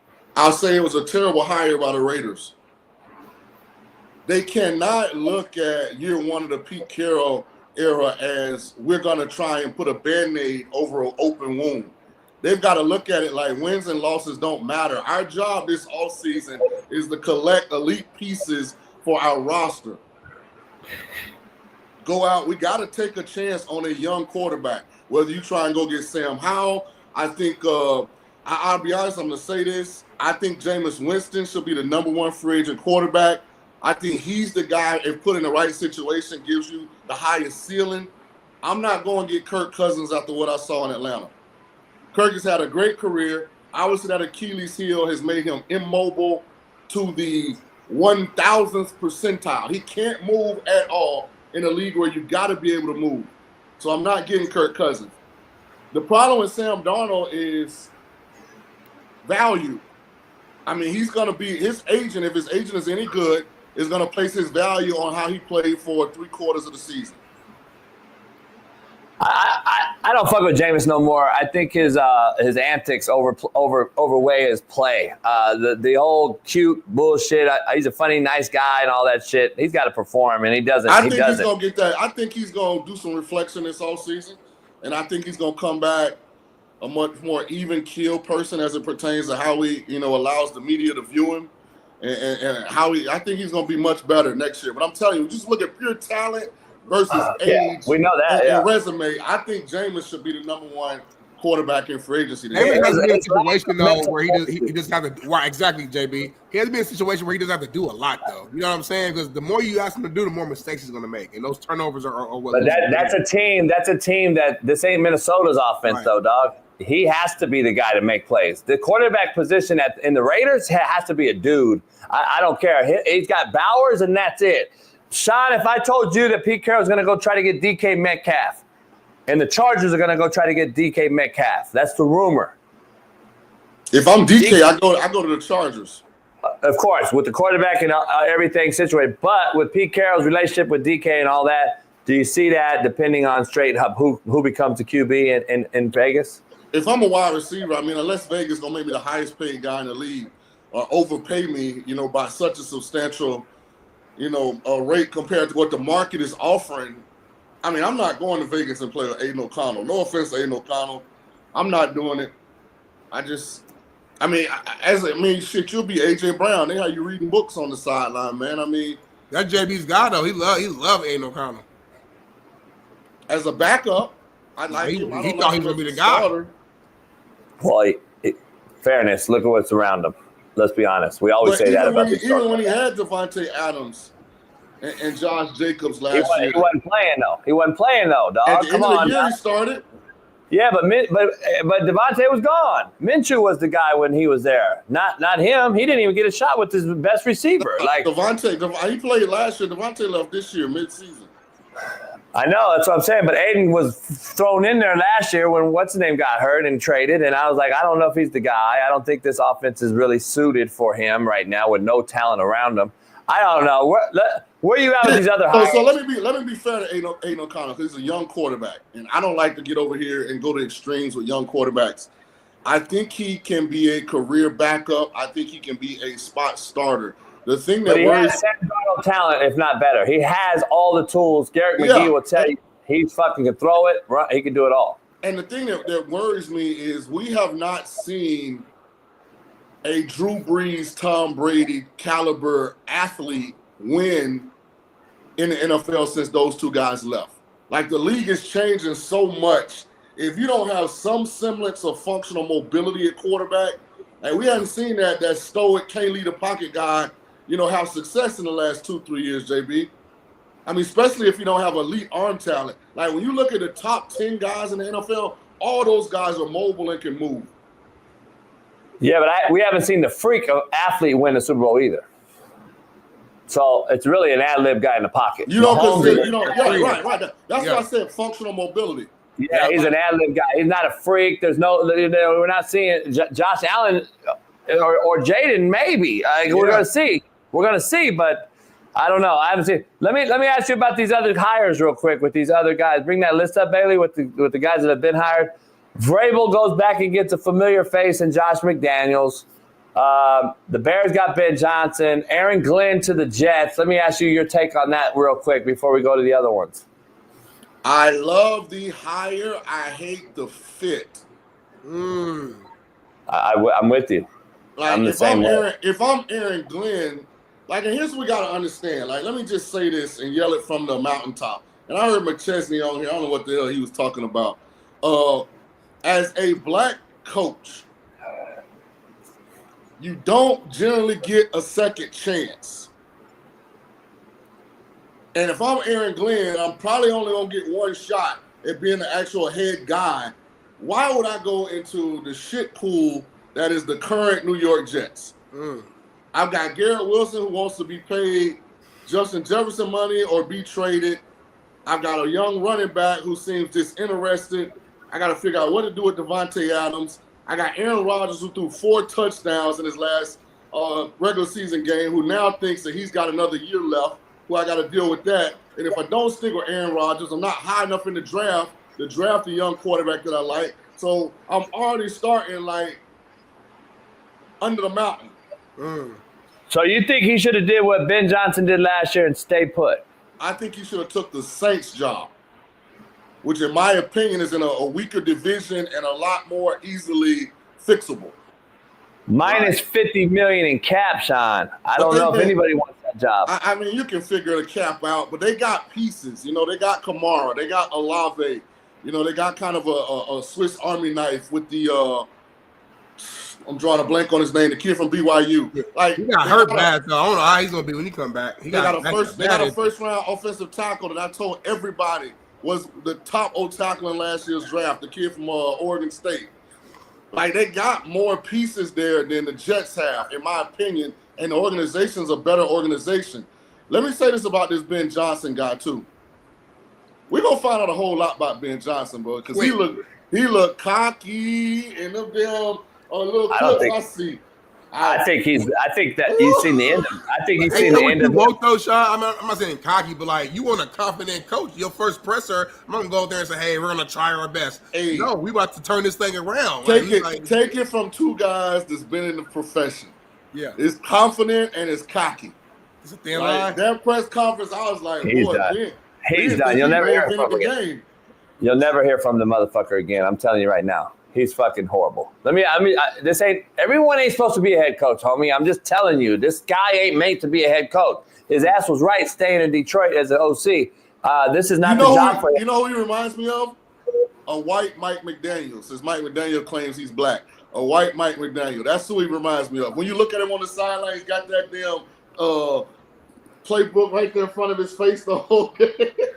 Caleb Williams is going to send this cat to Cancun faster than anybody else ever taking a job. You know what I was saying, Shaun King? If you want to compare him to Mike McDaniel, though, and I know like JB just hates his demeanor and he's awkward. I do too. He dresses, all that stuff. But say we won't, Mike McDaniel did bring out the best version of Tua that we saw, and they did make it to a playoff. Not this year because injuries, but just last season. So hypothetically, if you are comparing him to that, that's an upgrade for the Bears. If he can get Caleb Williams to go out there and be better than he was last year, go win 9-10 games, that's an upgrade. It's about road travel. I disagree. I'm always going to disagree. You're not expecting them to be the Super Bowl champions next year. It's about. So you think the Bears? You think the Bears are a playoff caliber team in that division with Minnesota? No. But I'm saying they go be 9-8, 10-7, and they Green Bay. That's still growth. Yeah, I don't see them winning those kind of games. Not in that division. Not in that division. A lot of games this year, Shaun. If you really go back and watch it, a lot of games like Hail Mary against the Commander, like it was a lot of this weird stuff that happened. Where So they Smitty, you starting to sound like a guy that don't really know football. Damn. What team that didn't make the playoffs can't say the same thing? Yeah, but I don't know.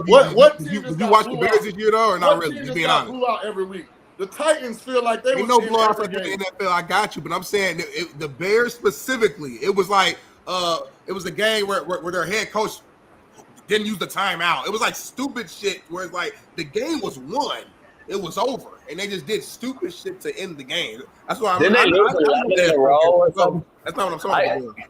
I get it. Here's the issue I have. Hard for that take, Smitty. If I didn't think you were smarter than that take, I wouldn't say nothing. You're too smart for that take. I hear you, man, but I watched the Bears closely this year, and I just. But every team that didn't make the playoffs has the same narrative. No, it's not the exact same. I'm not just looking at the score, Shaun. I'm talking about how the games ended. I'm talking about how the game ended it. Specific. Smitty just wants to defend Caleb Williams, homie. He just wants to defend Caleb Williams. He's on the Bears, so he's in the. I've never been some high. I'm not as down on him as you are. I don't think he's going to just be a horrible quarterback. I thought he showed signs this year as a rookie that, hey, with the right system around him, the right coach, he can do some good things. I never thought he was going to be the next fucking all-time great, but he's not as bad as you think either. I think Caleb Williams is going to be a middle of the pack, solid, Kirk Cousins-esque. But he was taken with the first pick in the draft. You don't take the first pick in the draft and your expectations are that he's just going to be mid. I'm with you. I'm just telling you what I think, though. Here's what's going to hurt Caleb the most. He was taken before Jaden Daniels. Of course. In hindsight's 2020. And I know a lot of y'all, I think Shaun included, was higher on Jaden Daniels, if I'm not mistaken. You think? For sure. We got a daily show, Shaun. We got a lot of guests, so I'm going to make sure I remember. So my point is, I said emphatically two things on offense. Jaden Daniels was by far the best quarterback in this class. I actually had Michael Penix as my number 2 quarterback ahead of Caleb. And I also said Brian Thomas Jr. was the number 1 wide receiver in this group. Now, you're close. I don't know yet with him and Malik Neighbors. The Bears could have Jaden Daniels and Brian Thomas and Ryan Poles knew how to evaluate talent. Instead, they have Caleb Williams and Rome Odunze. Right. No, they could have had Joe Alt. But anyway, that's all. But JB, my point, they went quarterback and receiver. Right. I know. You gonna go that route? Go with the better route, right? Thomas, and they went. Let me ask you. 2 light-skinned guys from the West Coast. One that paints his finger. Like, that's a light-skinned decision. And guess what? Ryan Poles, light-skinned. Light-skinned decisions, you get light-skinned results, Shaun King. Facts. Here's the issue I have. To fight back against the Saints job versus the Jets job for Aaron Glenn is this. On paper, Garrett Wilson's supposed to be the next motherfucking best thing. You got a running back in Breece Hall who is the best thing going right now. I would compare those with the Saints all day long if that's what we're supposed to say on paper. And then you had Devontae Adams. Listen, the Jets on paper, I would argue with your Saint take. And you got minus $50 million in cap. You talking about Aaron Glenn? Yeah, I would say the Jets job is more attractable than the Saints job with the same type of talent on paper. And then you got a guy in Derek Carr who just can't get up his own. He sees Jesus and all kinds of shit when the fucking rush comes. So I don't know, man. That's an interesting one for me. So let me ask you this question, JB. What's more likely to happen? Aaron Glenn took the Saints job. He goes to the ownership group of the Saints and says, I don't want Derek Carr. He took the Jets job. He goes to the ownership groups of the Jets and says, I don't want Aaron Rodgers. I think he's more likely to get his way with Carr than he is with Rodgers. I don't know. I think Carr's on a much harder contract. A-Rod, I think, will cut himself. I think A-Rod said, you hired a defensive coach, clearly tells me I need to go. I think personally, I don't know. Niners, Raiders, I don't know. Back home, West Coast, or retire. He can retire for all we know. I'm just saying, I think that the Aaron Glenn's going to have to start over. We got a rookie there that you kind of, I don't know about how high you are on him. I think you've spoken about him before on this show, but I could be wrong. They got a rookie over there that arguably got hurt and cost Florida State a natty run last year, right? They got a kid there that we want to see all these other rookies. We haven't really pushed. Let's see Jordan Travis, right? Or not? Am I tripping on that? No, you're not tripping. I mean, he would be in the competition, but I wouldn't take the Jets job unless they told me I didn't have to retain Aaron Rodgers.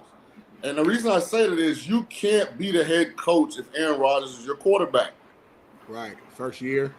I think Aaron's gone. Personally, I think he's either going to retire. If you tell me that Rodgers definitively will not be in that first team meeting with Aaron Glenn, then I think Aaron made the right decision. But if Rodgers is going to be in that building, man, I'm just telling you, Rodgers is a snake, man. I'm just telling you, unless you acquiesce to everything he wants, which is not being a part of OTAs, not being really around in the off season.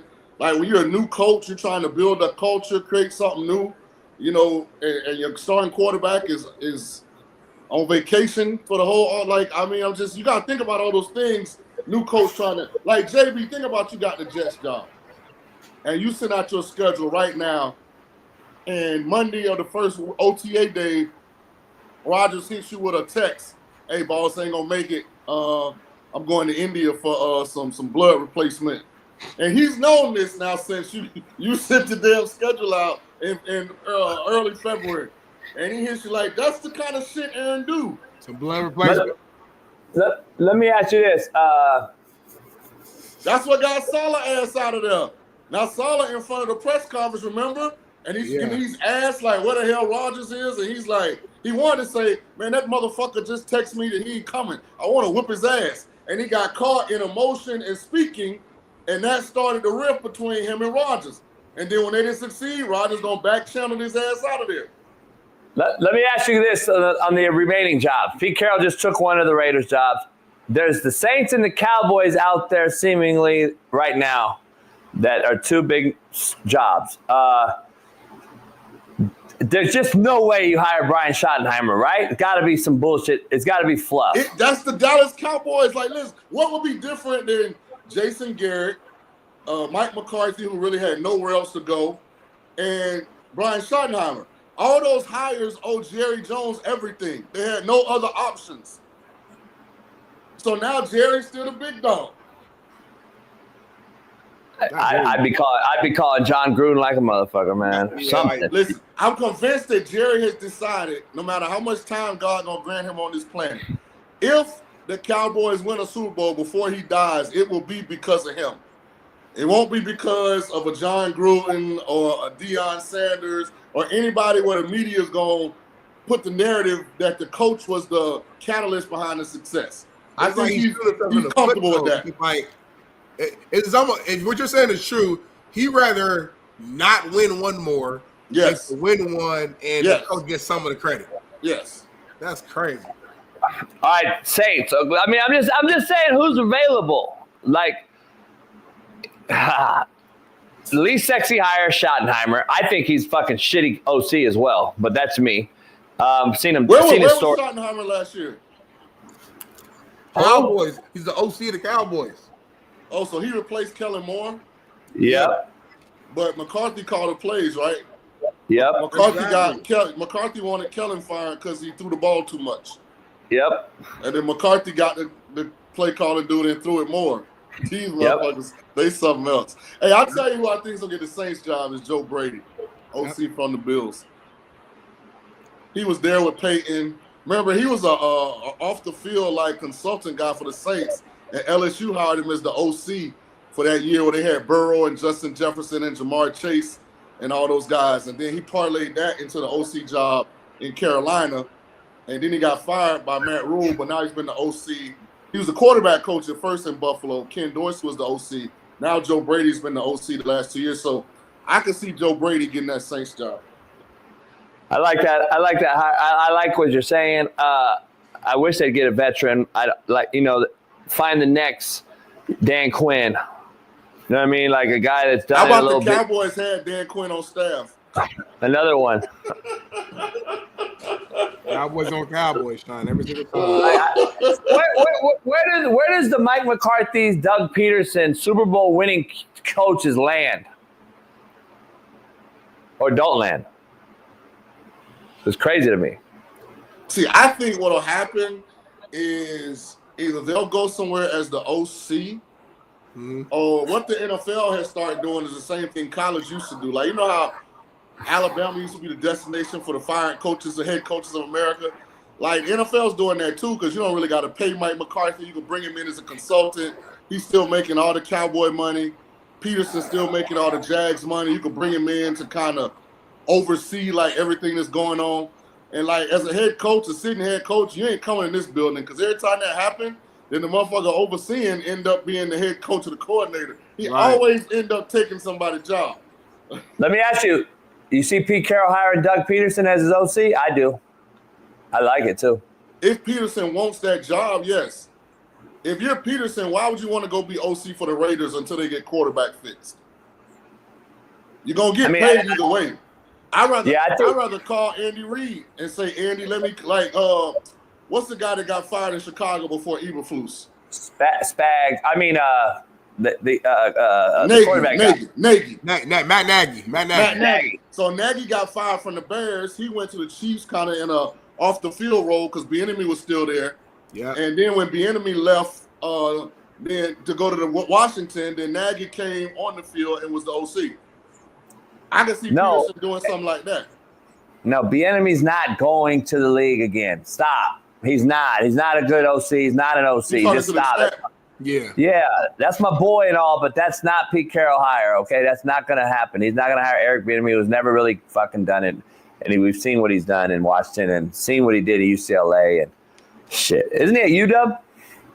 Yeah, like I think he's at UW. As what, a running backs coach? I don't even know if he's on the staff officially. I just think he might be like that tells you he was fired at UCLA, because if he didn't leave UCLA mutual like they were saying to cover his ass to go back to the league, then you know he was fired by Deshaun. That's crazy. He's not even coaching offense at UW. I don't know. I know him and old boy have a relationship. The head coach at UW that was at Arizona. What's the name? The Patriot. What's his name? Jed Fish. Jed Fish. I know Jed and Bieniemy know each other, so I can see that happening there. I don't know what. He tried to stay with the Chiefs forever until Andy Reid left. In hindsight, yeah, he should have never left. You know why Bieniemy didn't succeed in Washington or UCLA? Why? Because he didn't hire your boy. And he couldn't get the quarterback. Did you hit his line? You hit his line? You know why AP got fired for the Raiders? Because he didn't hire your boy to be his quarterback coach and help Minshew and O'Connell navigate the damn murky water that he was playing quarterback on that kind of team. That's why they both are unemployed. Stop hiring these bums to coach your quarterbacks and come get a real one. I've been saying that for a while. Trust me.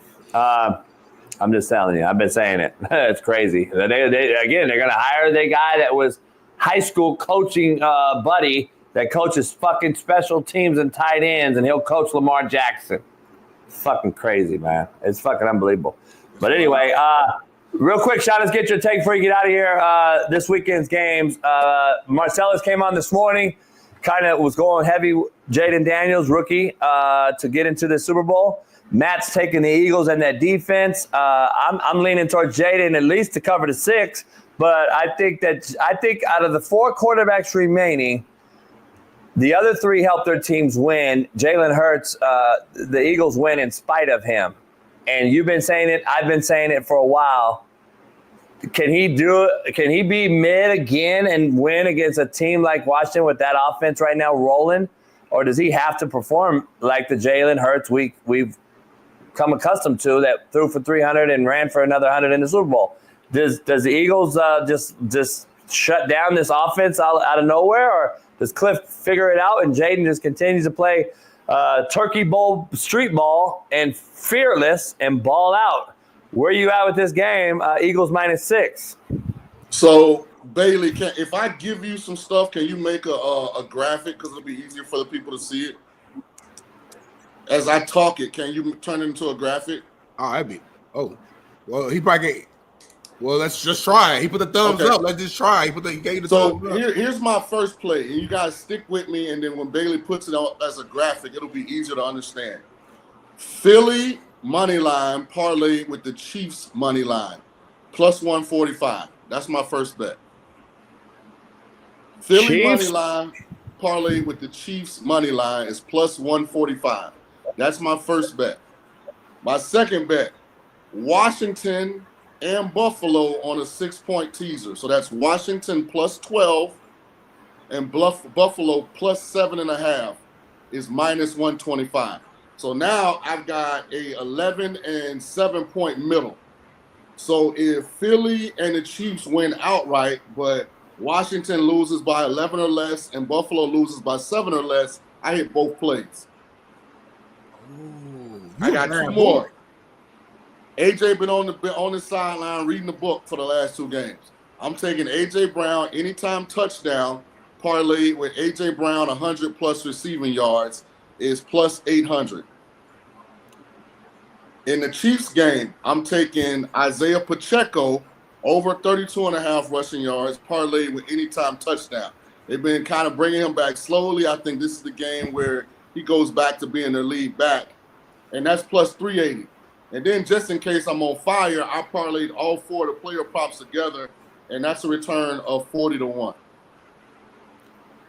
Hey, the chat saying you don't need to be no fucking quarterback coach. You need to be a bookie. Yeah, what you just said was because you was some next level stuff that I ain't even. And break down. Go back to the So I'm saying it wrong. Now he can put it. He can put it up as a graphic. It's easier to understand it. Can you explain the what was it called? The 6-point teaser, I think is what you said. Yeah. How do you even do that? Like, I didn't even know that was even like an option. So the spread is Washington +6. Yep. And Buffalo right now is +1.5 most places. Yep. So 6-point teaser means that I'm teasing both of those totals up. I mean, both of those sides up 6 points.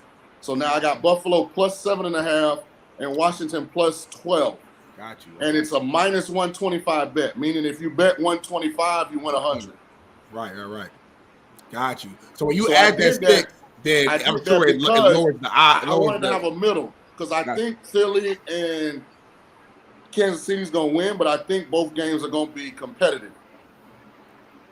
So I can end up hitting both plays, which is a good spot to be in if it happens like that. So if that happens, you might be rich. Like, well, you good. But I'm saying if you hit that, you might be like, you good next week. I'm saving up so I can buy a yacht. Shout out to Mike Bunny, man. Mike just sent me 99 cents. Y'all can have the $99. Every single Friday, Mike Bundy. It's like. All right, here we go. Here we go for those of you that want to write it down at home. This is it right here. Screenshot it as you're looking at this. And these are all 2-team parlays except for Commanders and Bills. That is a 6-point teaser. And the Pacheco anytime touchdown is plus 380. And if you parlay all 4 of the player props, it comes back 40-1. Meaning you can bet $10 and get $400 back if all of those things come to play. So you might want to bet 100 on that then. Damn, you ain't messing around, Shaun. I'm gonna have to do this. Go to Bet US, use promo code JB, and follow what Shaun King just laid out for you. Take a screenshot, everybody. D Jones, Jazzy Jazz. I know you can use a little extra money. Danny Sanchez, TPB, Ill Bill. Let's do it. Why you know? Why you know she could use a little extra money? Because in the Discord, everybody family in the Discord. You got bills to pay. Smitty, now repeat exactly the play that Shaun just hipped us to without seeing the graphic. Go. All right, man. So listen. So we got Chiefs, Eagles, straight money line. We got the +6 teaser with the Commanders and the Bills. And then we got I'm missing one, but we got the Pacheco anytime touchdown plus the over 32.5. We got AJ Brown over 100 yards receiving plus an anytime touchdown. If I'm feeling really good, we're gonna add it all 4 in a parlay. That's 41 odds. So if you bet $10, you get $400 on everything. He coachable, JB. I'm a bad boy. He's coachable. He got on the board. He's wrong. He's wrong on everything he said, though. So, anyway, contrary to belief, you're wrong. So I'm just saying. So anyway, Get a man his credit. Don't be grouchy today because they jumped off your yacht. Shaun, it's been a good week. Monday, you're saying that the Eagles and the Chiefs will repeat and play in the Super Bowl again. That's what I think. And somebody in the chat asked, why wouldn't I just tease the Eagles to pick them? Well, because I already got the Eagles money line. The spread is 6. Right. So I want to protect myself just in case A.J. Brown go out there and go ham and the Commanders do win. Because I do feel like the Bills-Chiefs game is going to be a tight game. And if the Commanders, win outright, then I would lose. So I'd rather tease the Commanders up to 12 and have a chance. Can you really see a world where Jaden Daniels is this free and they fucking win a Super Bowl in Washington in year 1? Absolutely, because I think the Eagles, if you can handle their pass rush without Nakobe Dean, I don't think they really tackle that well in the second and third level. So, you got to think, Stafford was spinning that pill. Like 325 in the snow. 325 in the snow. Like, he just really can't move. So, like, when those old linemen didn't do their job, he couldn't get out of some of that stuff. Jaden can get out of some of that stuff. But I think, here's what the game's going to come down to. How do the others play? Like, De'Ami Brown has been balling like a legit number 2. Like, McLaurin been catching everything. Like, Zakides, Ertz. Like, all their guys been playing at the ceiling of their capability. So, if they all show up like that, I think Washington can win. I don't think this was just on Jaden. I think this is going to be the others. Do they maintain the level they've been playing at? Imagine if Zach Ertz caught like the game-winning touchdown against Philly. You know what I'm saying? You know how that situation was. I think they played earlier this year. You saw post-game Ertz and Sirianni had like a little weird encounter at the end of the game going back and forth. Imagine how good that would feel for Zach Ertz to get like the game-winning touchdown, man. That'd be a crazy storybook ending. You know what I'm saying? So, I just think Jalen Hurts, you got to win in spite of Jalen Hurts right now. He's just totally gone. Like, I think mentally now it's affecting Jalen Hurts as well, that he's playing this bad and they're winning and A.J. Brown's not in the game and he's out reading books and he's not really getting catches. Like, I saw Dan Orlovsky talk about Ryan Clark. A.J. Brown dropped a touchdown last week. We don't want to talk about it.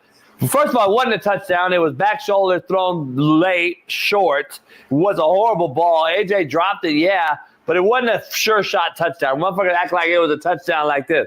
No, it wasn't. Jalen Hurts makes everything as hard as humanly possible on his wideouts. If you know anything about quarterback, Shaun, he makes everything fucking hard. Crossing routes, behind guys, fucking tight ends. He throws the ball low. Like, he's not throwing anything easy where you catch it, run, and out of harm's way.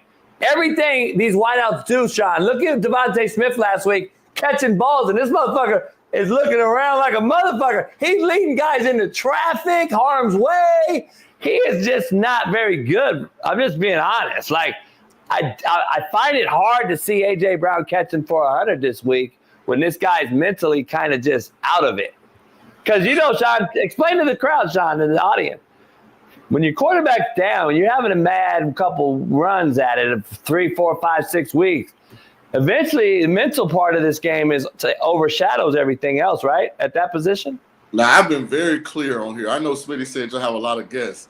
I've been very clear and transparent about how I think Jalen Hurts is playing. And he's been awful. That's straightforward. A couple weeks ago, I was like, I hope he hears this. So just in case he's unaware how bad he's been.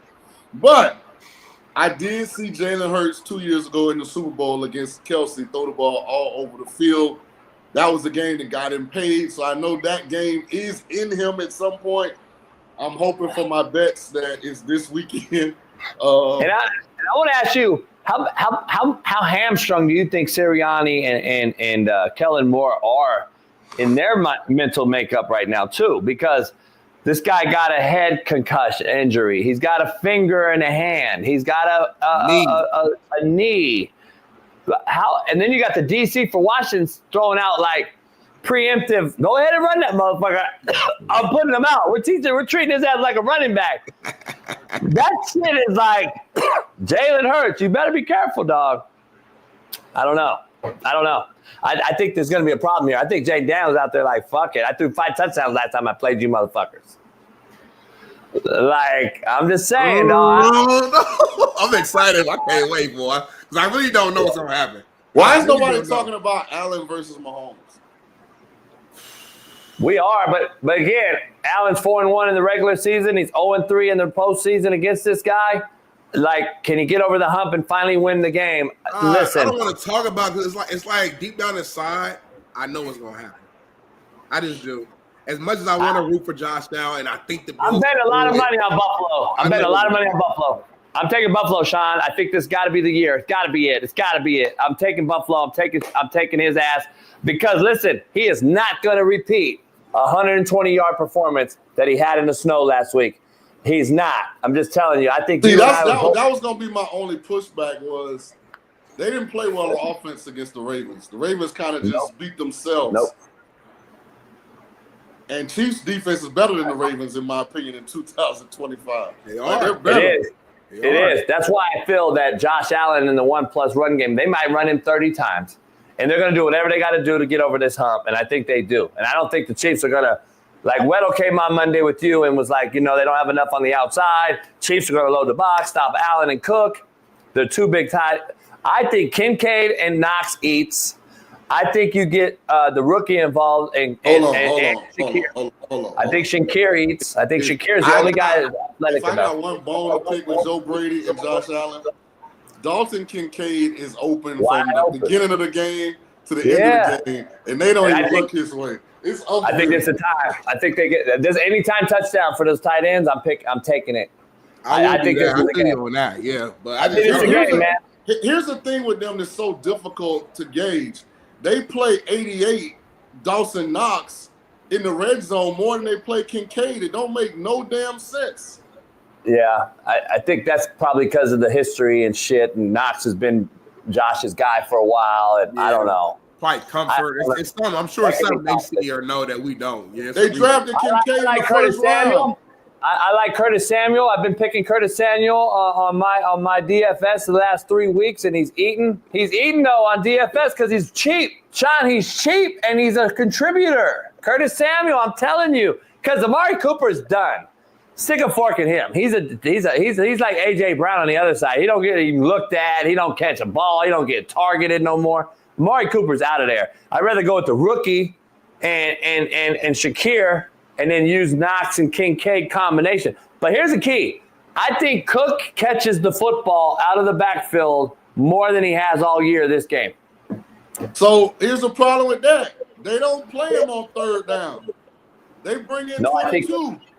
I think he's going to get the ball in the screen game on early down. Short, yeah. And I think he's going to game on early down. Short, yeah. And I think he's going to get the ball in route concepts because they move him around nowadays and they'll run him on a few routes. I think he's going to be the guy. I think Cook has a every down back skill set, but when you watch the games, just pay attention on this Sunday.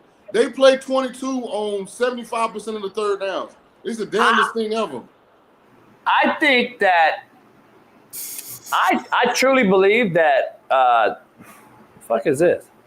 I truly believe that Josh Allen's the worst nightmare for this game. Good weather, and Kansas City does not want this. I'm just telling you right now. I don't believe they want. I think it's not gonna be snowy. It's not gonna be snowy. I'm just telling you. Travis Kelce done woke up. The Chiefs don't make mistakes. To Shaun's point, the Bills won last week because the Ravens made mistakes. The Chiefs ain't making those mistakes, and their defense is better. So you're right, Jay. You know, the only way the Bills win is if Josh Allen balls out. Here's what we gotta get JB to do before we can close the show out today. We gotta get him to admit that the Chiefs are really fucking good. Yeah. And Mahomes always comes through in the clutch. Always. So until we see different, then we can't even use terms like Chiefs' worst nightmare. And you know, you can't just throw stuff out. People listen to us, JB. Yeah. You have somebody at the water cooler at lunch today at work in Cali talking about, oh, Josh Allen is he Patrick Mahomes' worst nightmare. And then the little nerdy dude gonna hit back from the cubicle, hey, he's 0-3 against him in the playoffs. Right. The dude gonna look like a goddamn dummy.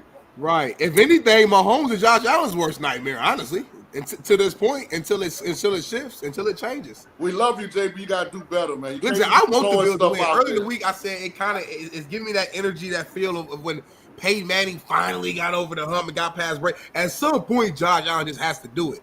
Will that be this weekend? I hope so. It's just hard for me to bet against the Chiefs because every time I do it, they prove me wrong and it pisses me off. So I'm just coming out here like, man, I don't know what's happening in that game, but I hope Josh Allen can do it.